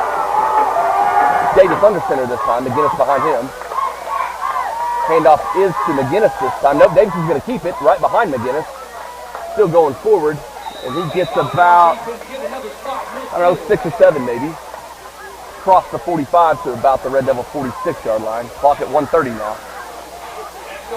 We still got time to score. 3rd and 4. We'll call it 3rd and 4, maybe 3rd and 5 here. Craig's going to hurry up a little. Davis under center. McGinnis behind him. Handoff is underneath, double handoff. Aiden Knowles got it up the middle. He'll get the first down across the 50. The double handoff again, where the wingback cuts underneath and gets it. 1:08 as they move the stick. The clock is stopped. Ball's placed really close to the 50-yard line. They needed 6 and they got 7. Good play call there. Yep. That always scares me when they do the underneath handoff stuff. It just looks chaotic. So Davis under center. Takes the snap, fakes the handoff to Aiden. He looks like he's wanting to throw this time. He's being chased out of the pocket. Wings it downfield. Ezell's open. And deflected. You know how high that guy jumped? So the ball is intended for number 8, Peyton Ezell. Defense by number 2, Manny on the coverage. And at the last second, number 2 jumped up and deflected it as Ezell still had a chance to catch it, but either way, incomplete pass that'll stop the clock with 47 seconds left. Ball placed near midfield again, back to the original line of scrimmage. 2nd and 10 for Prague, 47 seconds left. And Tripp never had time to really set his feet and throw that ball. So he'll take the snap and he hands it off to Trevor McGinnis up, and no, Tripp's got it. Tripp's loose down the right-hand side. And he slipped out of bounds for a big, big gain. I'm going to say he's near the 25-yard line, 27, something like that. Clock reached 38.9 seconds here. Another first down for Craig. 38.9 seconds left. Ball is placed on the 26-yard line of the Bulldogs. Tripp's back in the shotgun now. Fakes it to McGinnis, and Tripp's going to keep it. Cuts it back up, makes one guy miss. Good block on the outside edge. Hurdles a guy and gets past the 20-yard line, and he's down at about 18. That's going to be close to another first down with 28 seconds left. Again, like Parker said earlier, I don't think Craig has any timeouts left, so they're going to have to go. So 8-yard gain, 2nd and short. Ball is placed on the 18. Looks like, I really can't see it. Tripp under center here, 26 seconds of counting. Tripp will take it, fakes it to McGinnis, and he's going to follow him. Tripp up the middle near the 10-yard line, and that's going to be a first down. Clock stops with 17.4 seconds left. And they're going to have to look to spike this or something. I mean, they're going to have to hurry. They're going to start the clock pretty quick. Craig's up to the line already. And Tripp for one out. 14 and counting now. Again, no timeouts. Tripp's going to fake it, and he's going to keep it up the middle. He's reached down the left side, and Tripp's in, he's going to score. Touchdown, Prague Red Devils. 3 seconds left on the clock, touchdown, Prague. And that young man right there's got to be tired, Parker. No flags on the play. Great execution. Essentially a 2-minute drill. Coming down and scoring with just 2 seconds left to go. But yeah, you're right. Tripp is worn out. He needs halftime. Yeah, he does. I think all of us need halftime. So the score is 30-21 now. Again, 2.6 seconds left in the half. So it goes from, I'll talk after this. Craig going for 2 here. Davis under center, hands it off to Aiden Alder on the right-hand side. Same play they tried to go for it on 4th down. And I'm not quite sure he got there. Oh no, he did get there. 2-point conversion scores. Good, and they haven't stopped a 2-point conversion all night. So 32-21. Go ahead, Parker. Well, I was just going to say it goes from Meeker being either in the red zone or close to the red zone, the pick, and then Davis and the offense just run the ball down and score right before halftime. After the big block in the back penalty, too. Huge momentum builder going into halftime. Because if you're Meeker, if this game's 24-21 at halftime, that's exactly what you want. You want to be in a close game. Oh, yeah. At home. But 32-21, and your defense has only stopped them one time. And that stung. That's a lot different. And, yeah, I mean, that just kills everything you've built going into the second half. So, yeah, you know, Prague not really, thrown the ball one time for an incomplete pass. So, you know, working a 2-minute drill off of a wing T or a running formation, it's tough. You got to pace yourself and go in a big... With 0 timeouts. And a few big scrambles, big runs. You know, they faked me out I don't know how many times because I thought Tripp gave it to Trevor and he follows them right behind him. And then Tripp just has the green light to kind of do whatever. So 2.6 seconds left. Cooper Smith, number 11, set to kick it off for the Red Devils.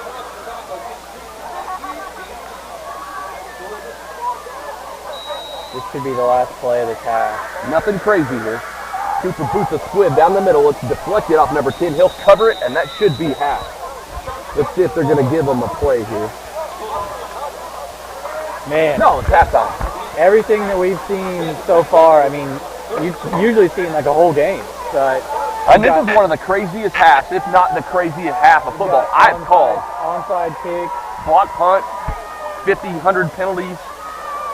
We've seen block in the backs, which that's not something that Prague normally does. 2 horse collars. Prague has almost scored. They're 5 points away from scoring the same amount as they did against Millwood last week. Right. At halftime. So guys, So for 20 minutes on the clock, both bands are going to perform here. We'll do some commercials and I'll let it roll so you guys can watch the bands, but we'll be back for the second half here in a little bit. All right.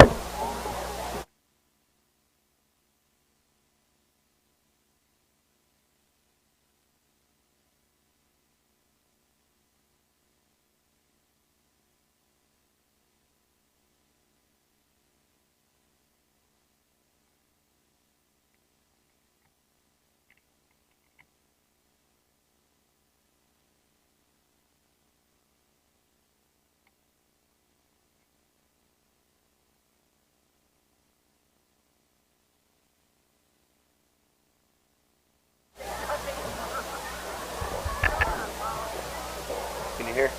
No. Doing it. Can you hear anything at all? No. Usually there's like a buzz. You can hear the buzz. I can't even hear the buzz.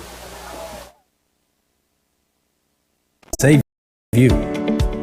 Support your school's booster club and get your business in front of thousands of potential customers. Talk about a win-win. Advertising packages start on this streaming station for less than $10 a game. Call 405-726-0835 or email adam@squirtle.com right now for more information.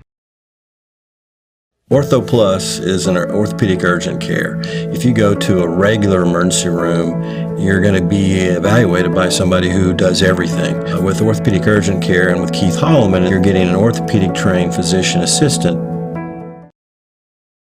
Dr. Matt Dieselhorst at Dieselhorst Sports and Orthopedics can help you get game day ready. Dr. Dieselhorst works with athletes of all ages, taking a coordinated approach to accelerate return to play and maximize athletic performance. His work with pros in sports training, injury prevention, bracing, functional rehabilitation, and imaging works seamlessly with his medical and surgical expertise. Get started by going to Dieselhorst Sports and Orthopedics. Let Dr. Matt Dieselhorst get you back on the field, backing all Oklahoma athletes on the field and off.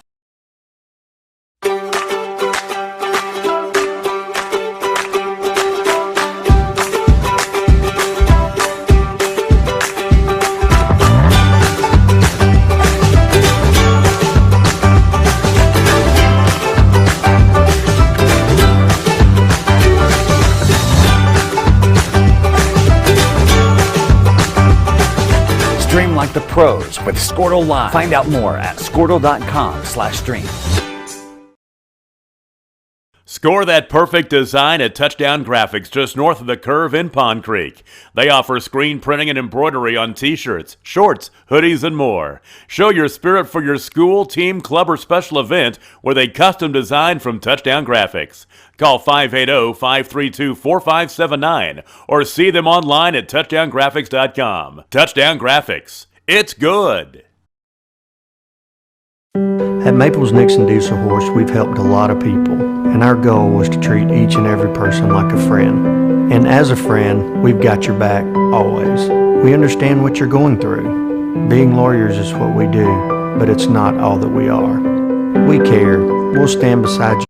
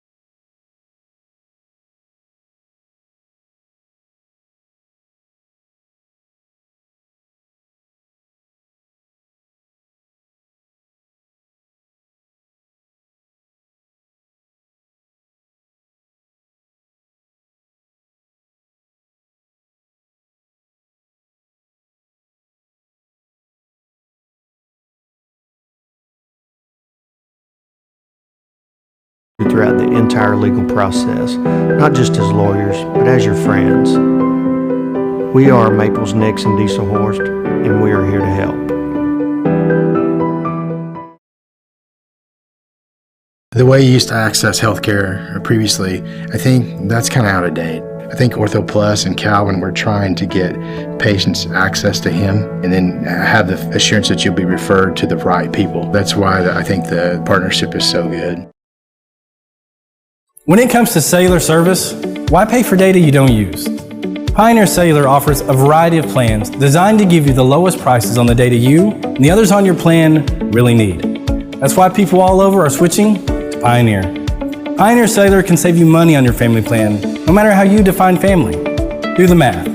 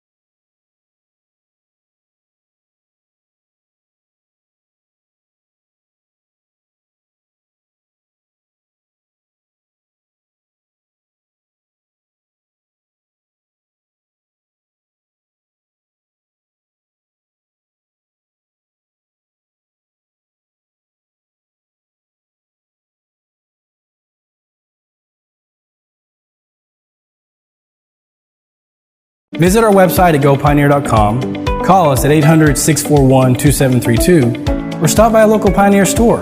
Find out how much we can save you. Versatile Networks can handle all of your school or business technology and wiring needs. Expanding into a new building or office space? We would love to give you a free quote for your network wiring. Are your computers outdated? Are your servers slow? Is your network underperforming? Is your wireless network weak? Let Versatile Networks come in and assess the situation and get you back up and running the way you should be. Call Versatile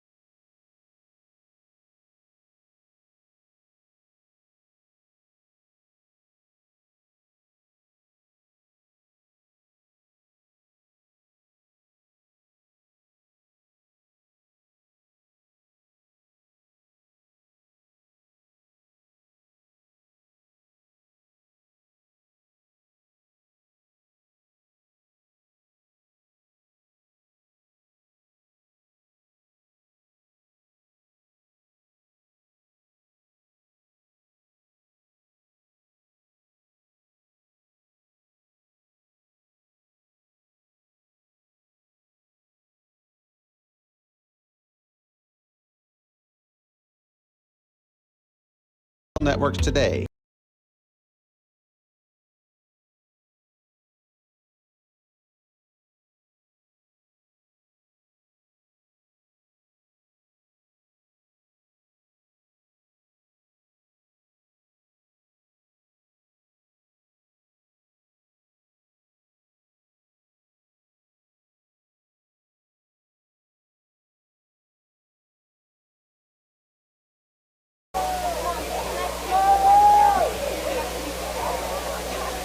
There we go. All right, sorry we had some technical difficulties there. We was talking and our sound wasn't working. Okay, like we were saying, big game here, rivalry week, and last night is number 3, Tanner Cody sets to kick off on the Bulldogs. They had the first Prague Meeker revival last night at 7. So both teams, players, coaches, and stuff gathered in Prague and did some worship stuff, and so that was pretty neat. As the kickoff was kind of short, picked up by Fordington. Oh, and he breaks a couple tackles, and he's loose down the left-hand side, boys and girls. He's got one guy to beat, 40-30, and he's chased out of bounds. I'm not really sure where they set it. Kind of a short kick there. Great start. And Tripp's limping. Great start, though, for the Red Devils. Oh, yeah. Let's see where they marked it at. I'm not really sure. I don't have a spot. Looks like they're going to mark it near the 30. Just outside the 30. So Prague will start 1st and 10 right at the Meeker Bulldog 30. But it was kind of cool that they all got together and made a good night about it. I'm sure they talked about sportsmanship stuff, so hopefully that'll continue in the future. It's been pretty clean. They did have the little issue earlier, but other than that, it's been a pretty clean game.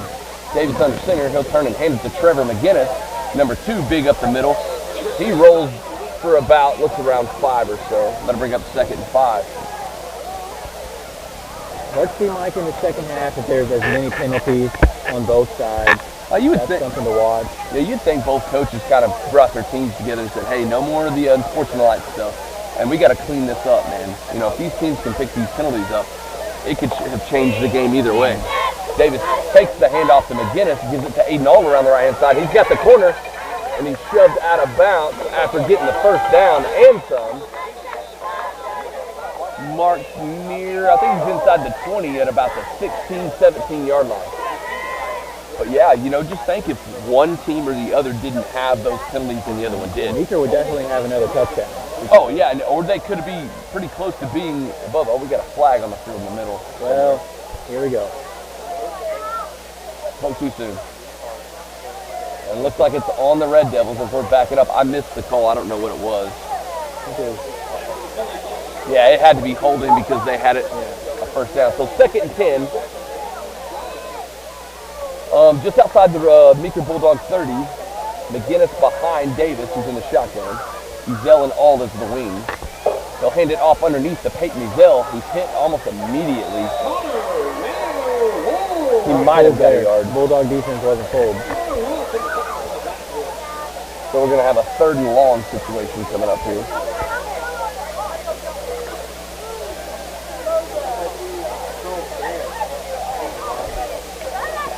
Ball still just outside the 30. He got back to the line of scrimmage. I don't know what kind of plays that Prague have for long situations, but I assume we see one here. Davis in the shotgun, same exact formation as last play. He'll turn, he'll fake it to Trevor and keep it up the middle, and he's hit by 3 or 4 Bulldogs. 56 Holzapfel limping on the far side. He got hung up with a Bulldog over on the far side. No, they're going to say it's right back at the line of scrimmage. It's going to be 4th and 10. Big 4th down early. Yeah, but I mean, you're kind of in no man's land. I don't know if you punt it. You got to go for this here. Maybe do like the opponent's 30. Maybe do some kind of a fake handoff and do like a rollout pass option here. And Tripp's got a lane, let him keep it. So it's the first time we've seen Tripp or Twins out here to the right tonight. Davis is in the shotgun. He's going to throw it straight back, looking around the left-hand side. He'll throw it across the middle. Cooper Smith is wide open. And it hit him in the hands. He just couldn't handle it. Maybe it was a little high, but Cooper had it, and then he didn't. And that'll bring up a turnover on down. All in all, stop there from the Bulldog defense. Yep. So let's see if the Red Devil defense can come out and do the same thing Meeker did out of halftime and get a stop here. Again, negated by a penalty, but nonetheless a stop. Ball still placed at about the 30-yard line, 1st and 10 Meeker. 9:49 left in the third quarter. Let's see if Gabbert comes out throwing here. Seems to be the most effective way that they've been moving the ball. 11, Kevin Grady next to him. I'm sorry, Steven Grady. Hope I'm saying that right. All right, Gabbert takes a shotgun. He's going to hand it off to Grady. Bounce it out to the left-hand side. Good stiff arm there, and he's cut and he's loose. Trip Davis pushes him out of bounds near the 45-yard line of the Bulldogs. That'll be 1st and 10. Gain of about 15 there. And he's quick. Great blocking there on the outside by, I believe that was Jackson Brewer. You know, Cooper kind of had him, but he got a stiff arm pretty hard too and pushed him. We're just going to have to try to contain him when he tries to bounce it out. All right, 1st and 10 from the 45. And we got a flag in on the far side, and it's going to be a false start against Meeker. That'll move it back to the 40. It'll be 1st and 15 now.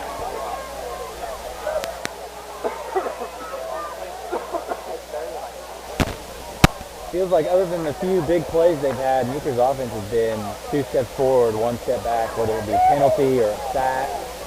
They've really struggled tonight at times. 9:40 left in the third. Gabbert with shotgun. Grady next to him. He'll take the shotgun snap. He's going to fake the handoff, and he's going to keep it up the right side. Gabbert's loose down the right side, across the midfield, across the 45. And he's finally almost tackled. No, he's still loose down the right-hand side. He's got one guy to beat. Looks like Trip Davis knocks him out of bounds. They're going to call that a late hit. He was already committed. So we're going to get a late hit on top of that.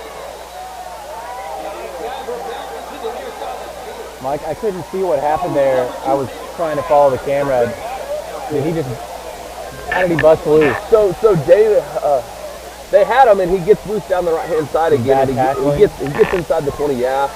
And then that's probably what Coach Woodall is so upset about. So Tripp forces the blocker into Gabbert, which forces him out of bounds. And I don't remember who it was. May have been a Dell or something. And he had already dove, and they called a late hit out of bounds. This is going to get them down to about the 1, yeah.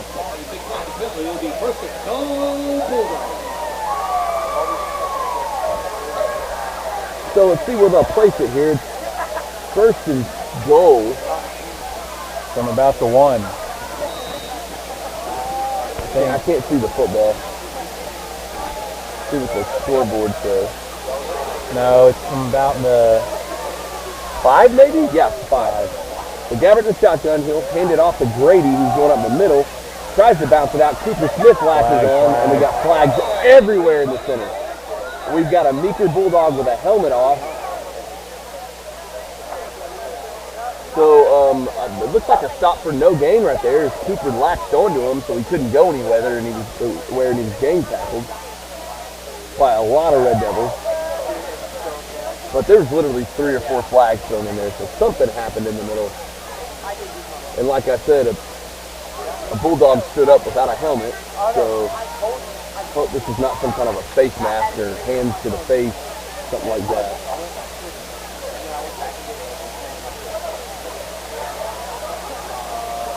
The Red Devils are pointing towards the Meeker side. The refs are still gathered in the center of the field, so we'll see. Here comes the call. Explaining it to the Meeker coach. Yeah. They're playing the Jeopardy theme song. That's funny. I'll give it up to this Meeker commentator, though. He's pretty good. They've got all kinds of music and stuff. And he's definitely got a voice for it. So they're going to call it face mask against Prague. And holding against, holding against Meeker, face mask against the Red Devils. Offset penalties that should be replay the down. So after all that mess, we're going to replay that down. 1st and goal from the 5. 9:17 left in the third. I knew it had to do something when he came up with his helmet off, I was like. All right, so we'll set the ball. We got Twins out to the left. Grady is to Gabbert's left. He's in the shotgun. We've got a solo receiver, Manning, number 2 out to the right. Take the snap, and Gabbert's going to keep it around the left-hand side. And Keeper And big loss back to the 10-yard line. And I'm pretty sure that was Connor Davis that matched onto Gabbert, had him by the shirt, and brought him down. Connor Davis on a big Red Devil defense was not pulled there. You know what? I don't think that he's kept the ball much on a designed run. No, and he this can is run. Something new. Oh yeah, he can run. I mean, in the first half, he'd ran the ball a couple times, but it was on pass plays that he'd scrambling. And he's ran the ball now, too, on two, like just straight out, snap it and go. All right. So a tight formation this time for the Bulldogs. Gabbert takes the shotgun snap. He fakes it to Brady. He's looking to throw it. He's in trouble, still scrambling out to the right. Throws it deep in the back of the end zone, and it's up for grabs, and I think we picked it. Incomplete. Oh, I think it was Ezell that was on coverage there. He had it. Couldn't quite come down with it, but there was no chance of a Bulldog catching that pass. And everybody in the stands is holding against Connor Davis right there, and I don't know if I really disagree with him. Connor got up in Gabbert's face pretty quick off the snap there. Gabbert was able to evade him around the right-hand side, and I think everybody was wanting a hold there because Connor couldn't chase him. 8:24 left in the third. Still 32-21. Meeker knocking on the door. In some trouble here. 3rd and 10. Or 3rd and goal from the 10. Gabbert's going to take the snap. Looking at a straight drop back. Cooper's chasing him. Cooper's almost got him. Cooper does got him. There's a big play.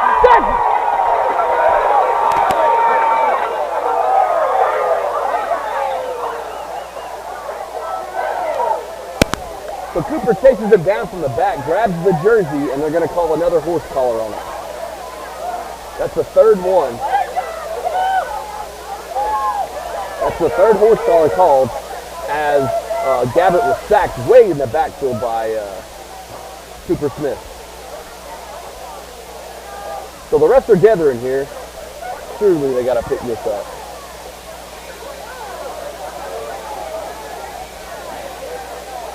So what were they waving it off? They waved it off. Thank you.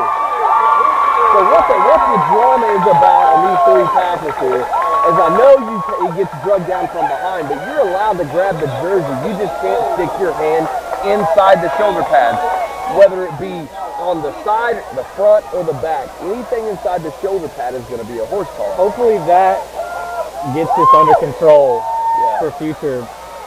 Like I said, I don't think Prague's had a horse collar called on him all year, and this is the 3rd one this game. So anyways, here we go. It's 4th and goal.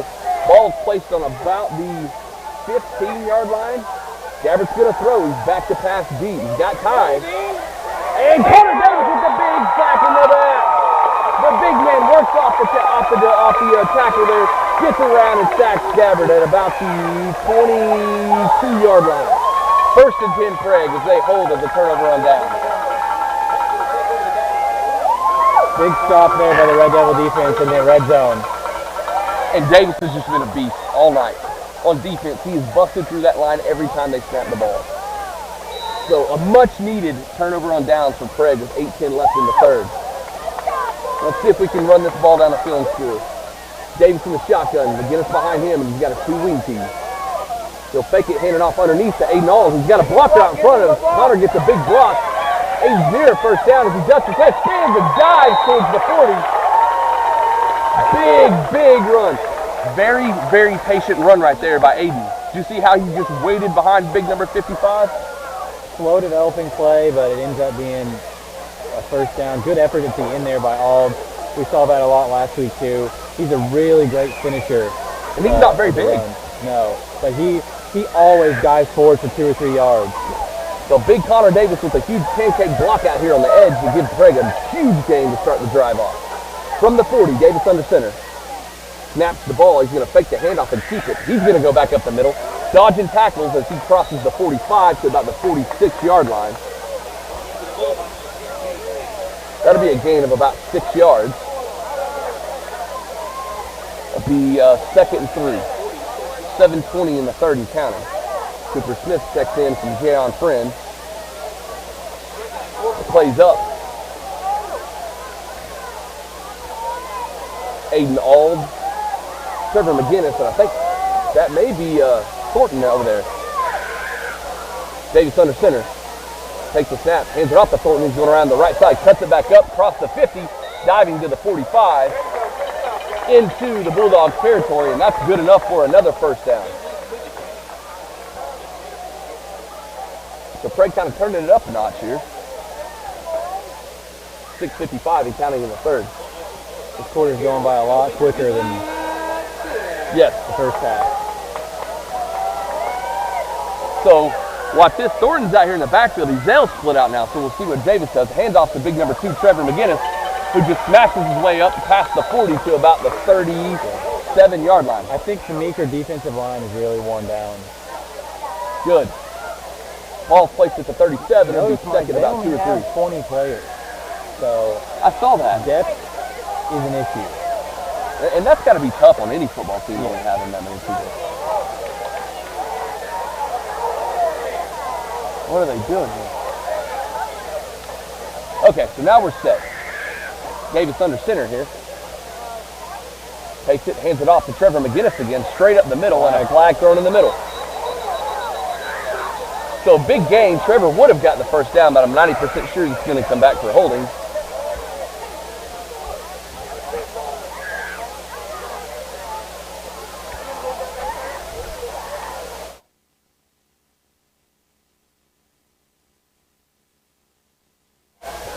All right, so where the officials are congregating here, and indeed it is a hold against Prague.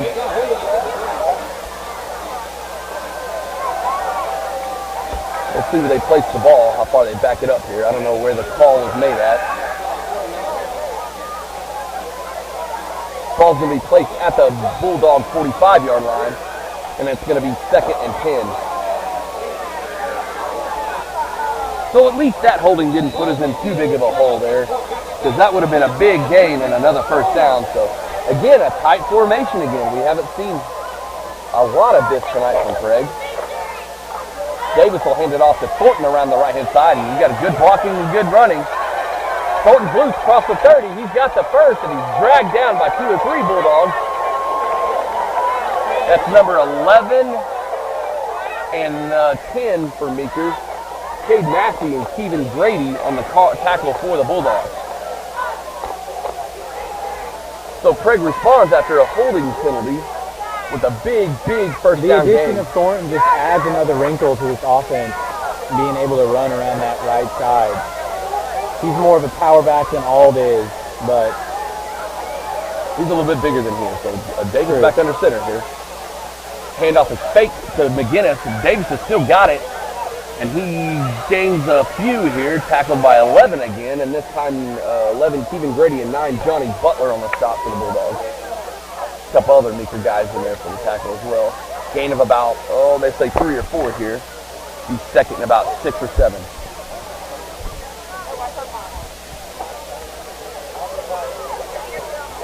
The Tripp's going to go back into the shotgun here. 5:20 and counting on third. I doubt it, but maybe look for a pass here.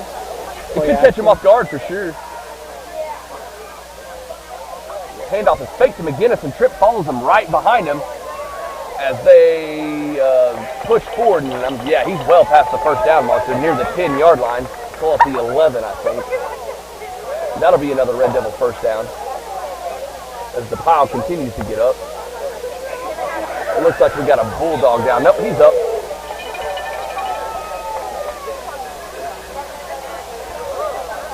Fixing to hit the 5-minute mark left in the third. Still 32-21. No scoring so far this half. Both teams have driven down, and both teams have turned it over on down. 1st and 10 from inside the 15 here. Tripp fakes it to McGinnis. He's going to keep it on the left-hand side, looking to run an option, but Davis is going to keep it. And he's tackled by number 4, Ty Gabbert. Can't see how many yards he's got. He's got about, 5, 6 there? They're saying he got about 7 or 8. Okay. See where they'll place the ball. Looks like the ball's placed near the 5-yard line. But Prague technically can still get a first down at about the 1 or 2, it looks like. So Davis under center, and let's look for a big dose of Trevor McGinnis right here. Nope, the hands off to Aiden around the right-hand side. He's cut down near the line of scrimmage, maybe a gain of 1. under 4 minutes now. No, he may be pretty close to the goal line there, Parker. This far official standing right, I think that's he's standing right near the goal line. Maybe it's a 1 or 2 here. And like I said, Prague can get a first down here. And indeed, that's going to be first and goal from about the 1 or 2.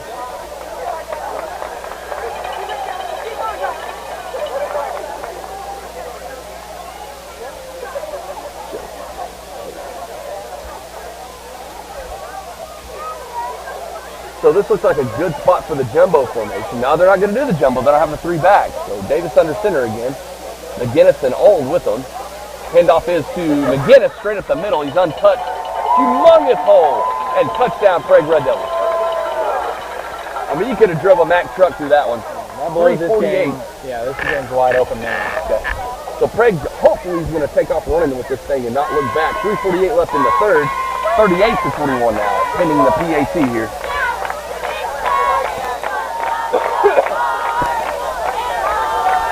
As much as I love my kid and him playing the drums, this quarter has been so nice because we could hear ourselves think. True. So Davis under center for the 2-point conversion. Fakes it, he's rolling out looking to throw. He's being chased, got a hold of him, and Davis does the smart thing and just goes down. So here we go. And what they're all upset about is number 8 made a great tackle. That's Jason Brewer. But they're wanting the horse collar here. And Meeker got him riled up, and it looks like Craig's going to get an unsportsmanlike conduct here. I think. To be fair, though, they picked up the flag. I didn't think it was a horse collar. It looked like he had him by the jersey. Tripp did the smart thing and knew he didn't have anything. Instead of trying to, I know you can't get a turnover, but instead of risking a fumble, so he just went down and he was kind of slung down violently. But, welcome to football. Football's a contact sport. He was slung down pretty hard, but it looked to me that he had the back of the jersey. And then after a bunch of shenanigans type stuff, somebody had said something and the ref threw a flag. So Meeker seems to think it's against Prague. And Coach Hedge is talking to the head ref now. And let's see what they're going to do. Unsportsmanlike. Yeah, they're going to call an unsportsmanlike penalty on Prague. And I'm not quite sure who it's on. There was a bunch of Red Devils in the area when the flag was thrown. So I'm sure somebody ran their mouth, Parker. But either way, Prague scores 38-41. I don't think that they're going to call that anymore. I think they've resolved this horse collar issue. I get why the coaches are upset because they've called it so many times earlier in the night, but after this play on the far side, I think they've resolved the issue. Right. It looks like the unsportsmanlike penalty was on Hull's apple, according to the coaches down here, but I don't know who it was on. Anyway, Craig responds really well, goes down and scores, and that's exactly what we needed. Putting us up by, 17 if my math is right now. So we'll have a kickoff. Good field position here on this kickoff.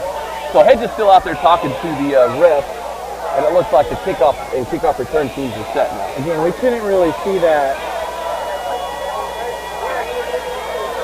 There we go. Hedge is getting them all fired up now. He's in the middle of the huddle now too, so that's what you like to see. We love emotional people. And that's what football's about, ladies and gentlemen. This is why we come out here and call these games and watch these young men and women play.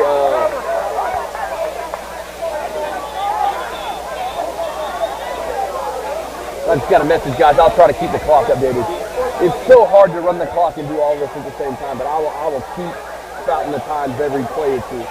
3:48 left in the third quarter, and it looks like they accept the penalty on the kickoff. So Cooper Smith's going to have to kick from his 25 here. And like Parker said, they're going to get pretty good field position to start this.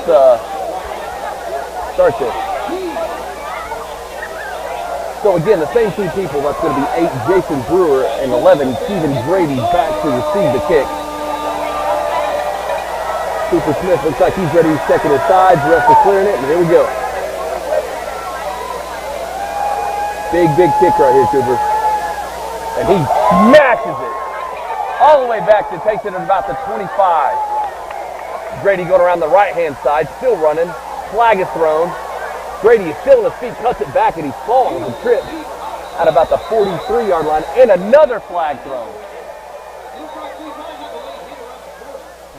didn't hit him, he fell. Okay, so we got a flag all the way back at the 30 at the initial point of contact between the two teams. And then we have a flag at about the 40 of Prague. Usually when you see a flag in the back like block this, in the back? It's a block in the back. I don't know what this flag could be right here at the 41. I just don't, I hope this is not any more shenanigans. Trash talk, late hit. I know for a fact it wasn't a late hit because he tripped. Grady might have scored, but he tripped over his own feet at the 40, cutting it back. I don't think he was ever hit. Unless it was another two players that were tangled up later. So again, the refs are huddled around the 45-yard line near the Meeker sideline, trying to figure it out. 3:37 left in the third.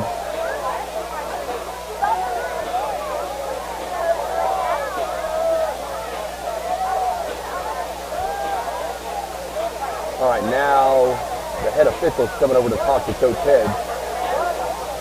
Nope, he's not coming over here to talk to Coach Head.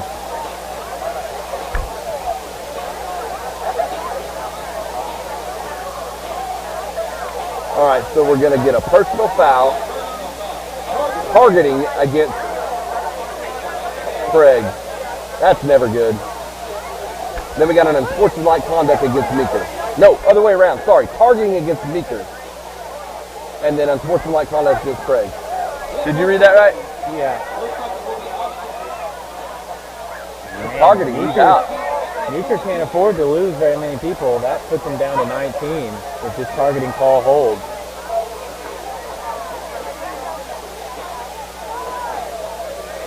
So it looks like the penalties are going to offset here. But a costly loss there for Meeker. And I'm not sure who did it, but Meeker definitely got a targeting penalty there. And then it looked like Craig got the unsportsmanlike conduct.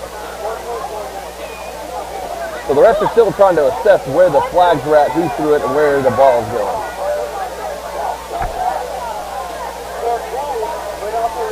You notice they switched refs on this side? I did notice that, yes. Maybe that's standard procedure. Maybe the refs are not agreeing with the coaches, so they switch them or something like that, maybe too. Okay, so it looks like we're walking all the way back near the 35-yard line of the Meeker Bulldogs. And that's where the ball will be placed, at the Meeker 35. Big break again for Prague, even though they got a penalty on there. And I'm not really sure who got the targeting penalty. You know, a couple of weeks ago when we were playing, I can't remember, but they had that Vega guy that got kicked out, Luther. Did you know he's up for Player of the Week in the state of Oklahoma this week? He went nuts last week on somebody. No, but... So Gabbert from the shotgun's looking to throw right off the bat, just straight back. He's in trouble, scrambling to his right. He might take off running here, and he does. That is a grab of the jersey of the tackle. That is not a horse collar.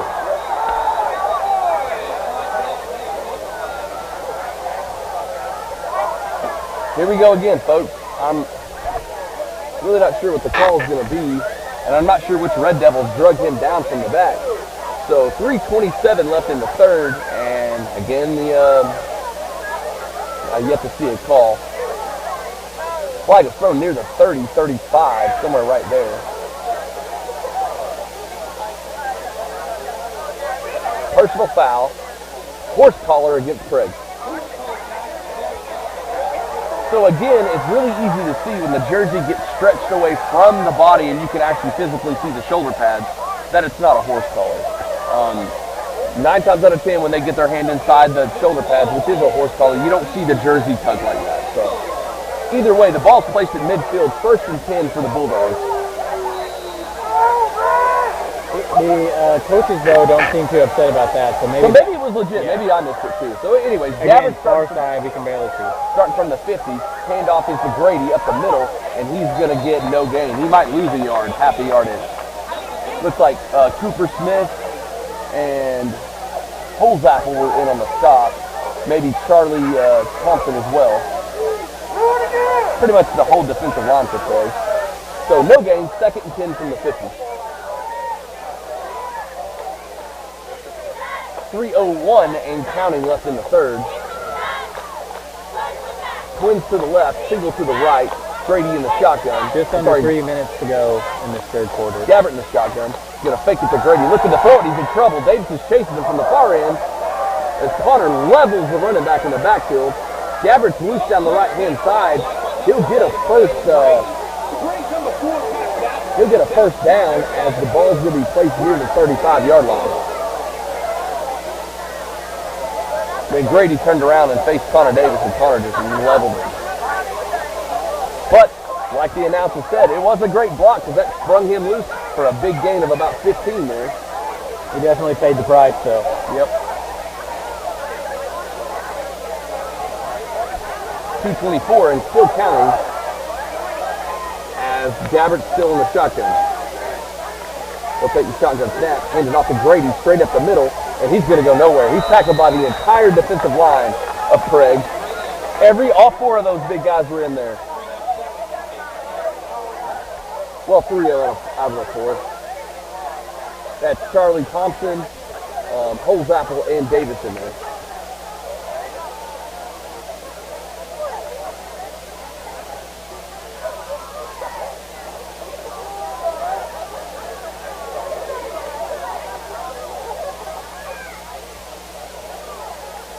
Meeker's kind of taking their time now. 1:40 left and counting in the third. All right, Gabbert's in the shotgun. Grady next to him.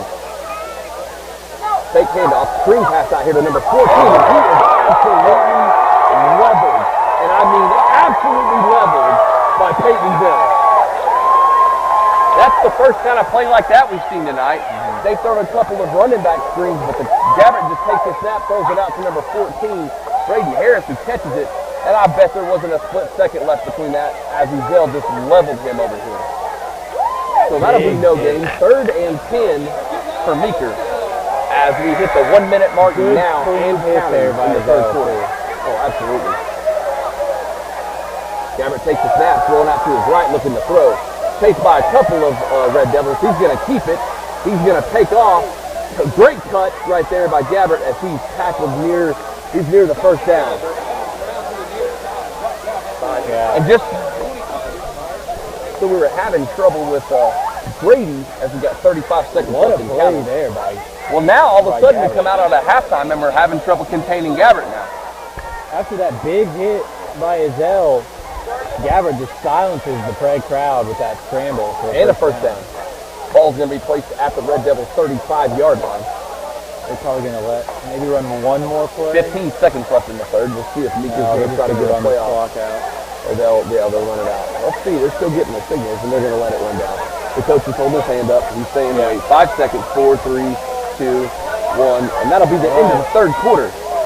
So, a not so eventful kind of second half compared to the first. You know, there was only one touchdown scored in the third quarter, and it was Prague. As both teams come out of second half, they both turn it over on downs. Prague goes and scores, and a bunch of penalties on this drive, but Meeker's knocking on the door here. So 38-21 into the third. We'll be back with the fourth in just a second. At 405-217-0267 or visit versatilenetworks.com for more information.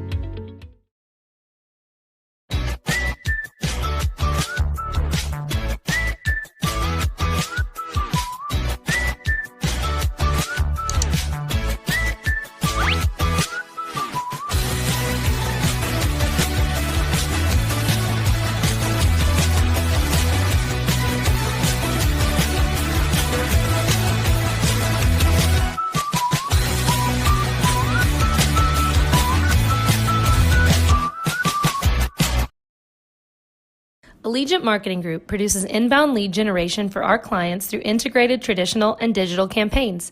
We continuously develop new strategies, tactics, and productive efficiencies so you can reach your target market and get a measurable return on investment.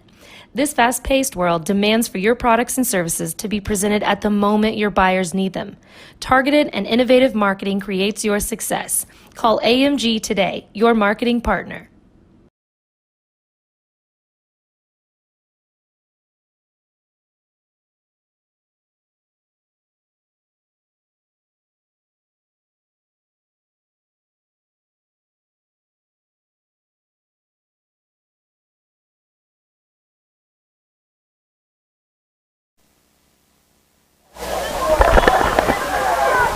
We're back live from Meeker, Oklahoma. Homer, Mike Myers, Parker Terrell here. As Meeker knocking on the door here.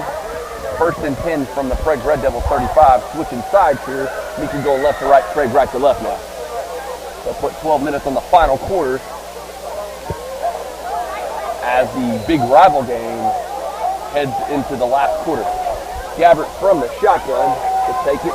Oh, it's an end around, some trickery underneath, as that's number 9 for Meeker going out to the left-hand side, and he is hammered by number 7, Ryan Hedge, out of bounds on number 9, Johnny Butler.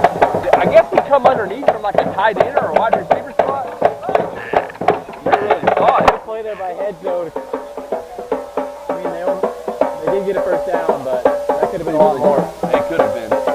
Looks like the ball's going to be placed on the 15-yard line, so that's fine.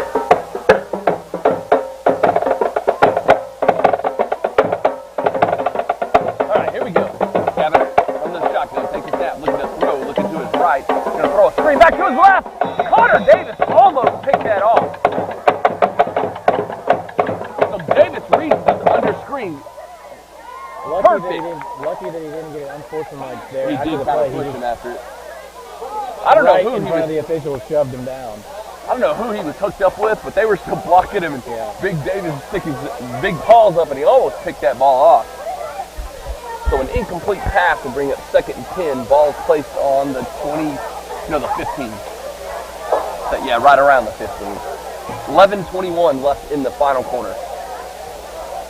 Gabbert from the shotgun, Grady to his right. He's gonna fake it. He's looking to throw it, but he's in trouble. He's scrambling around, need to contain him, and he's sacked way back near almost the 30s, about the 27. Cooper Smith, number 11. Oh, I was just hoping he didn't get outside around Cooper. Ball's gonna be placed. Man, that's going to be about a close to a 20-yard loss on the play. Ball's gonna be placed at About a the 15-yard loss. 26-yard line of the Red Devils. 10:50 and counting up. They got a long way to go. It looks like it's about 3rd and 20. Gabbert takes a snap. He's going to throw it around the right-hand side, lobs it up in the air, and it's picked off! Picked off! That's number 3, Aiden Auld, and he's returned it across the 30. He's got room! And he's knocked out of bounds by Grady near the Prague Red Devil 45-yard line. And what a play by Prague responding. What a play by Aiden Auld. That ball looked like it came out of Gabbert's hand wrong. It was Like a wounded duck. Yeah. So the Red Devil defense steps up really big with 10:30 left in the One game. thing we're dealing with up here is condensation. That may be something on the field they're also dealing with. The ball might get a little slippery. Yeah, because like Parker said earlier, our papers are getting kind of wilted up here, our rosters. It's a beautiful night, but it is humid. And like you said earlier, Parker, if it was 10 degrees hotter, these players would have been cramping up bad. The humidity is crazy out here. So Prague takes over from the 45 of the Bulldogs. From the Red Devils. As Davis is in the shotgun. Handoff is fake to McGinnis. And Davis is loose on the middle. He's still going across the 40. They're going to catch him. Chris is loose. Big response by the Prague Red Devils. As Trip Davis fakes it to Trevor McGinnis and just blows a big hole into the middle for the Prague Red Devil touchdown. That's what we like to see. That's our offense. 24-21, 10-17 left in the third quarter. Get that man some water. Now what a response.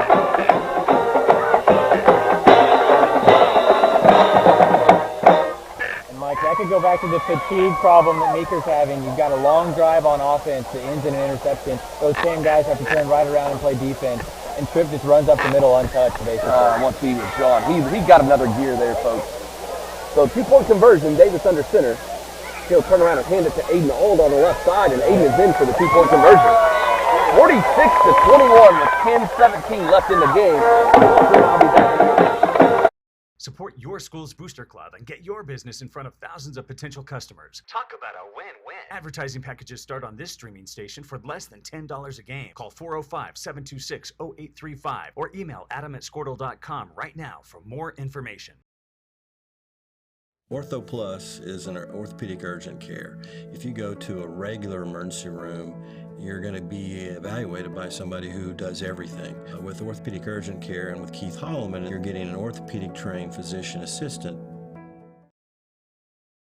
Dr. Matt Dieselhorst at Dieselhorst Sports and Orthopedics can help you get game day ready. Dr. Dieselhorst works with athletes of all ages, taking a coordinated approach to accelerate return to play and maximize athletic performance. His work with pros in sports training, injury prevention, bracing, functional rehabilitation, and imaging. Okay, and we're back. Like I said, 10-17 left in the game. Craig's kind of taking off with it here. Cooper Smith, number 11, supposed to kick it off for the Red Devils. Same guys back. Number 11, Keegan Grady. 8, Jason Bruce. And man, they made that. Big kick down the right-hand side by Cooper Smith. It bounces near the 20-yard line. Grady will get it. He's going to take off down the left-hand side. Oh, folks. Oh, he's finally knocked out of bounds. No, he's still on his feet. Keaven Grady. I haven't said this wrong. I just now heard his announcer. So Keaven Grady with the return. Returns it near the Bulldogs' 40-yard line. And that's where the Bulldogs will start first and 10. 10:09 left in the game.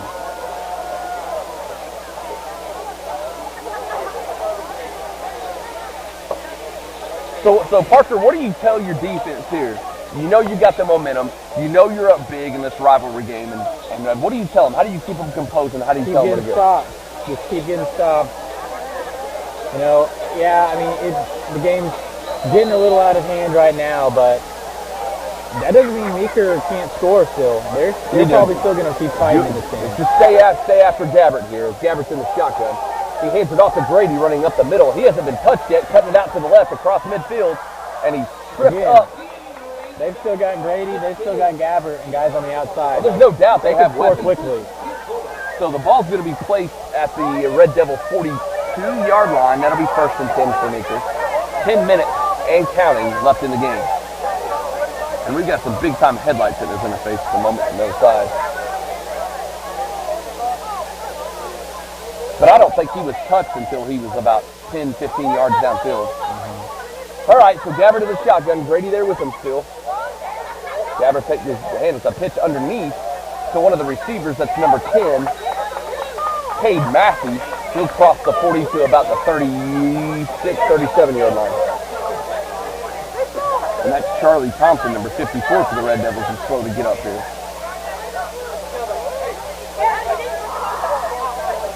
He can't get up. Maybe it's just a cramp, hopefully. Now he's on his feet. It looks like he's cramping on his right-hand side. Are they going to call an official timeout? He's got to stay down if they're going to do that. Now he looks like he's working it out. And you know, that's a name that we've called a lot tonight. Charlie the Thompson. clock is running though. They can't just let the clock run though. I hope they do. 8:50 and counting, still running as Thompson walks off the field under his own power. Now we finally get an official to stop the clock. It went all the way down to 8:45. Yeah, I was waiting for an official to blow the whistle so he could get off the field. Usually, he went down the second time. That's usually when they're like, okay, you know, what's the harm of calling an official timeout? Second, about 5 or 6 for the Bulldogs. 8:39 and counting now left in the game. Gabbert in the shotgun. Again, Grady still to his left. Handoff is to Grady around the right-hand side. And he's immediately hit. Ball's on the ground. Prague recovered. Big hit. I don't know who it was. I don't know if it was Hedge or Thornton that came in there. Hammered Grady and caused the fumble. And it was clearly out. There's no doubt about the fumble. And it looks like Craig's going to take over near the 40-yard line. So, back-to-back big turnovers for Prague. Yeah, and I think this Meeker team is just fatigued. Like, I think they're just gassed. And number 11, Grady, I'll give it to him. He's ran his legs off tonight. And again, it's the same, we kid you not, the same 11 players on offense and defense, maybe 1 or 2 subs. Right. Well, and you know, that's the first time that actually Craig's got a big hit on him. Yeah. I mean, he said earlier, like Parker said earlier, he's slippery, and finally a Red Devil, I can't remember who it was. It was either Hedge or one of those guys just come in there and just put a hit on him. I think the Red Devil, okay. I thought maybe they only had 10 guys on the field, but I didn't see Jay on fringe running over. So 8:27 left in the game. Prague's Red Devils will call a timeout. We'll be back after the timeout. works seamlessly with his medical and surgical expertise. Get started by going to Dieselhorse Sports and Orthopedics. Let Dr. Matt Dieselhorse get you back on the field, backing all Oklahoma athletes on the field and off.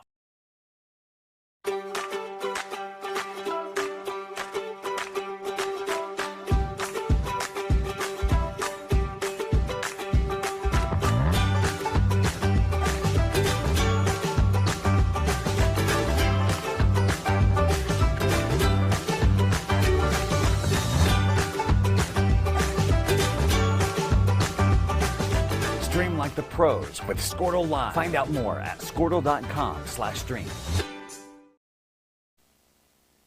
All right, coming back to 8:57 left in the game. Prague takes that run down with a big hit by the defense on the front shoulder. Davis on the center. He's going to hand it off. Double hand off. Thornton's loose down the right-hand side. Got one guy to beat.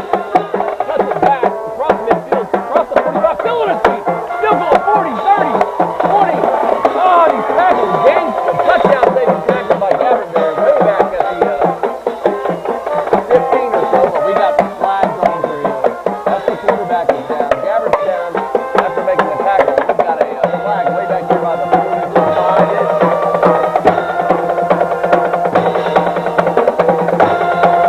Again, that's that double handoff where they hand it off to the wingback coming across the right. He turns and hands it off to the other one coming underneath. What the flag is about here. Holding. Did they call holding? That's got to be probably. Great run there either way by Thornton. We were just talking about the spark that he was given during the timeout. That could add a whole new wrinkle to the Prague team. A new element, absolutely. To get a guy like Thornton basically mid-season. Right. So holding is the call. The ball comes all the way back to the Prague Red Devils 34-ish, and it'll be 1st and 15. So we'll see what Prague does here. Davis under center here. He'll snap it, hands it off to Thornton, coming around the right-hand, left-hand side, cuts it up near midfield, and he's knocked out of bounds by number 8, Jason Brewer. About the 49-yard line of Prague, and he'll be about a yard short. 8:01 left in the game. Rare run around the left side. Usually we see it around the right side. And like you said, as the game wears on, you know, Prague's got about 4 or 5 guys that can run the ball. Yeah. If you count Tripp, you've got Thornton, you've got Aiden Auld, you've got Ezel that can run it a little bit, and of course Trevor McGinnis. So, and we haven't even seen McKee or Braden Davis or any of those guys. I know Braden got hurt early on, and he hasn't been back out here, so. Davis hands it off to Ezel. He turns around and hands it off to Thornton. He crosses midfield, gets the first down. He'll be tackled about the Bulldog 47. Again, the double handoff. Ezel to Thornton. Well, Davis to Ezel to Thornton underneath. And that'll be a 1st and 10. But like I was saying, Braden Davis hasn't been on the field since he got his helmet knocked off earlier. And, you know, I hope he's okay. Yeah. So, I'm hearing that he may have went to the hospital. So we'll be hoping and make sure he's okay. Hopefully it was just a precautionary. Yeah. Better safe than sorry. So hopefully he's okay, because it was one of the first plays he got his helmet knocked off down here. So. All right, 1st and 10, the Red Devils. Davis under center, turn around and hands it to the big boy, Trevor McGinnis, who's just trucking his way across the 40, and that'll be close to another Red Devil 1st down. I think he's just short, maybe a half a yard to a yard. Set coming up on 7 minutes left to go in this 4th quarter. 7-10. But overall, Parker, a great second half by Prague. Just efficient is the word I would use. Less penalties. There have been a few. You know, that holding call that just got called, knocking back that big Thornton run. But other than that, it's been more efficient, especially on defense. I mean, defense has been great in the second half. You know, Meeker hasn't scored this half. So they really cleaned all that up. All right, here we go. Jumbo formation this time. First time we've seen this game. Davis will turn around and hand it off to Thornton. He crosses, he gets the 1st down. I'm sorry, that's Peyton Ezel on the carry. Maybe let's see where they're going to mark the ball. It's definitely a 1st down. Yeah. About the 36, 37-yard line of the Bulldogs, 1st and 10. Offense has been explosive, but I would say I wouldn't say conservative, but they haven't had a hard time scoring in the second half. So they've been able to run their bread and butter options. All right, jumbo formation again. Davis under center, snap, misdirection, hands it off to Peyton Zell. Got some room and some blockers. And there's a flag in the back of the secondary near the 30-yard line as Peyton's close to another first down. They'll say an 8-yard gain on first down. Maybe holding. And it might be on Connor Davis. He's holding his hands up, and indeed it's going to be a hold. But so if that hold was called upfield, it's 10 from where the hold's at. Right, so, okay. So first and about 13 yards.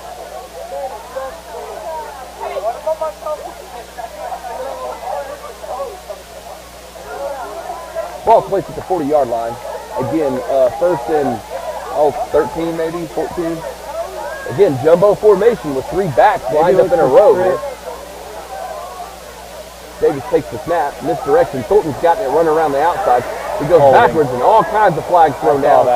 And that's going to be a hold as Thornton's violently dragged down for about, that was a holding call. He might have got back to the line of scrimmage. They're going to call the holding on number 53, Connor Klein. I got to quit bragging. Every time I do that, we mess up or something. So. Again, still first down, but we're going to be first and a long, long ways. The ball's going to be placed all the way at the Prague Red Devil 45-yard line. And it's third, I got to count them now, 5, 10, 15, 20, 25, 27, 28 yards.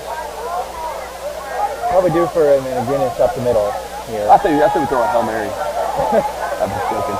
Yeah, I mean, a really big dose of Trevor McGinnis right here would be just run the clock. Let's run some clock. 6 minutes. Yep. 6:02 left in the game.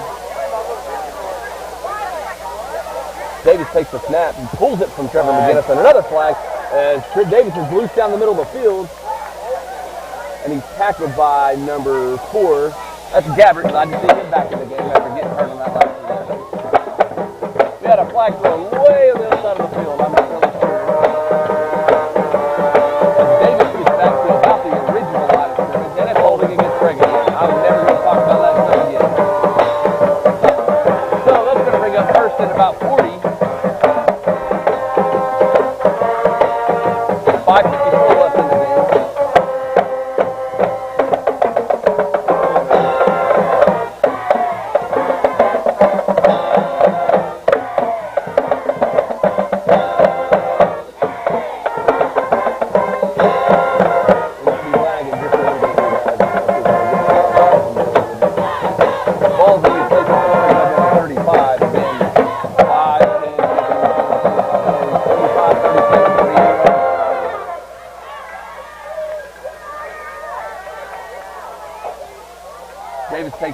He's going to keep it after faking it, pitches it back to number 3, Aiden Auld. He's got some room down the left-hand side. He'll get near the 45 to about the 43-yard line, gain of about 7-ish.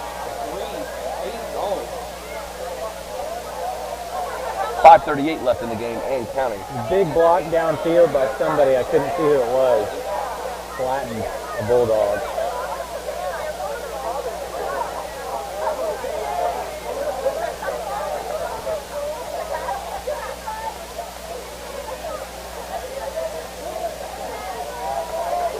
All right, second down and still a long ways. Davis in the shotgun. 5:12 and counting in the game. He'll take it, hand it off to Trevor McGinnis. Nope, he's going to keep it, running up the middle, trips across midfield, pushes his way to about the 45-yard line of Meeker. That'll bring up third and about 5, 10, 15, 16, 17, something like that.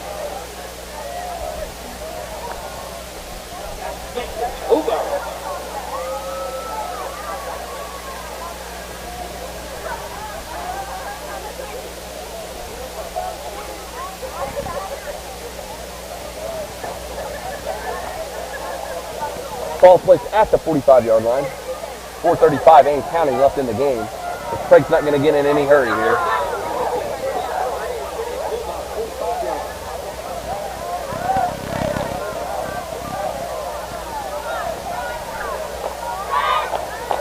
Tripp's going to pass it. He's scrambling for his life back there, rolling around to the right-hand side, looking for somebody to throw it to. He'll hurl it downfield. Oh, and it's almost caught.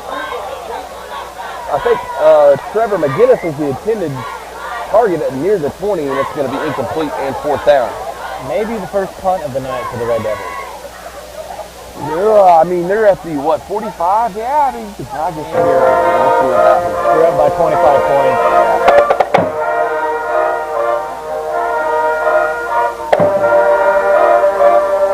We'll see what Prague decides to do with 4:10 left in the game. 46-41 to score. Prague leading the Meeker Bulldogs. They're going for it. They're going to go for it. Davis under center. They'll turn around and hand it off to Aiden All around the left-hand side. He's got some blocker. He's got some room. He's making. Oh, he's going to get it. Oh, he got the first down. Great run by number 3, Aiden All there. Here we go. Pushing and shoving again. Aiden is getting into it with number 8, Jason Brewer. No flags that I see. What an amazing play. I mean, that could put the game out of reach right here. If we score, we've got 3 minutes and 37 seconds and counting in the game that we could just chew that clock up.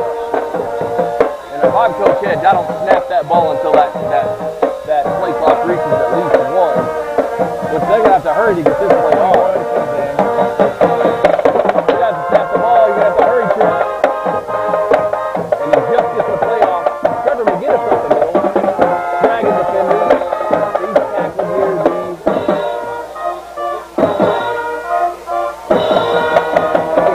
I can't see where they're at. Looks like it should be close to another first down. So a little extracurricular activity here again. Hey, and here's something that Prague's going to have to do. We can't get sucked into the shenanigans because we don't want somebody getting another unsportsmanlike conduct and getting ejected and have to miss the next game and stuff like that. It's the time that these young men need to keep their composure and just finish this game out. 2:40 left in counting, and it's 2nd and about 2, so he didn't get the first down. Davis in the shotgun. He's going to hand it underneath to Aiden All around the left-hand side. Got some blockers up front. Aiden's going to cut it up the middle, and he'll get the first near the 10-yard line.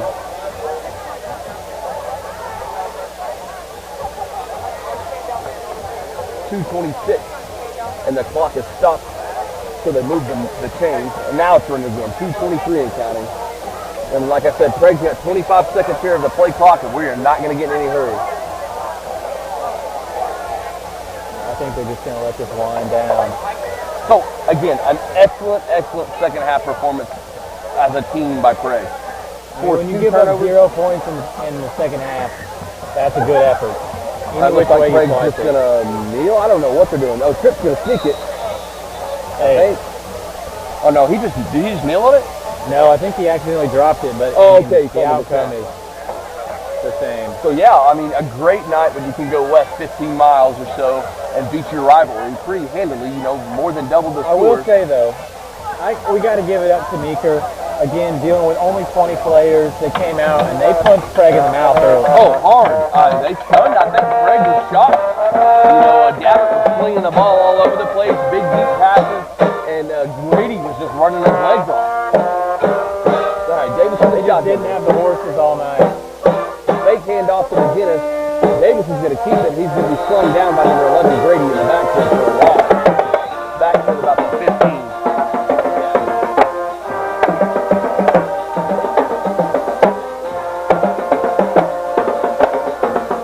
1 minute left in the game and counting. As the band is kicking off Sweet Carolina.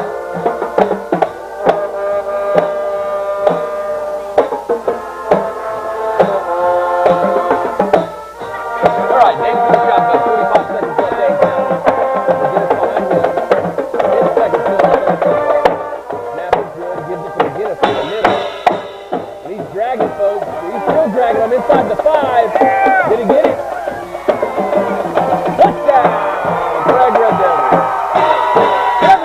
Number 2. I bet he drugged defenders 10 yards. 29.2 seconds left in the game as Trevor scores. It's going to be a 50-burger.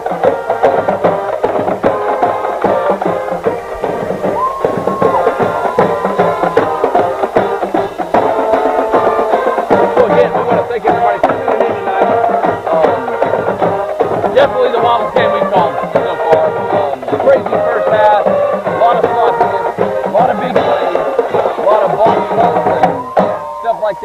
second half, the Red Devils just come out and shut them down. Next week, we're at home against Kellyville. Right. So be sure to either come out or tune in to the stream.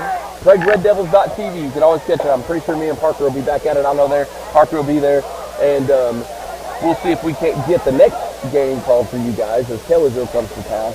And yeah, here goes we're going to try an extra point here. It's kick his way. Is that Jacob Lee? He smoked it. Jacob Lee. Yeah, 52-21 is the score. Spinning the extra point is the whole Red Devil Signal up there and high-fives them for making the extra point. But yeah, tune in next week. We enjoy doing this. Tell your friends and family. You may have family that's out of state. Or if you're still a little worried of the COVID stuff, you can always tune into us and watch some of the games. Me and Parker were discussing maybe trying to pick a different spot at the stadium next week. We're going to go look and see if we can't get maybe a better picture. Sometimes we get up there in that press box and we got some glare and it's hard to get the corners, so we may scoot down a little bit. Hopefully not as low as it was tonight, but we'll bring you hopefully every game this season, as long as they don't tell us to come and call the games, we'll be here.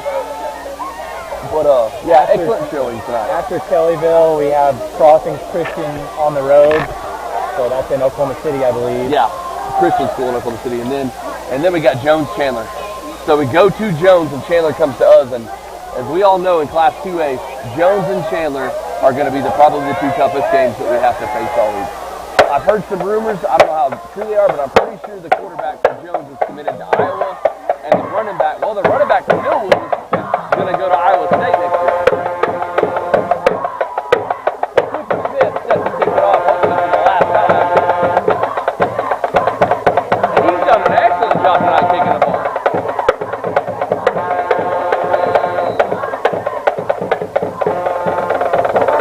Big boot down the middle by Cooper. Brady fumbles it, quickly retains it, and he's off to the races down the middle, and he's immediately hit and tackled, and I think that is the other McGinnis. That is Brent McGinnis, I think, is the one that hit him, number 44. 21 seconds left in the game, guys. We're not going to spend too much time after the game talking. This has been a long one. And I'm just glad we went and got him. We also have Star Spencer at home. Oh, that's right. For Jones.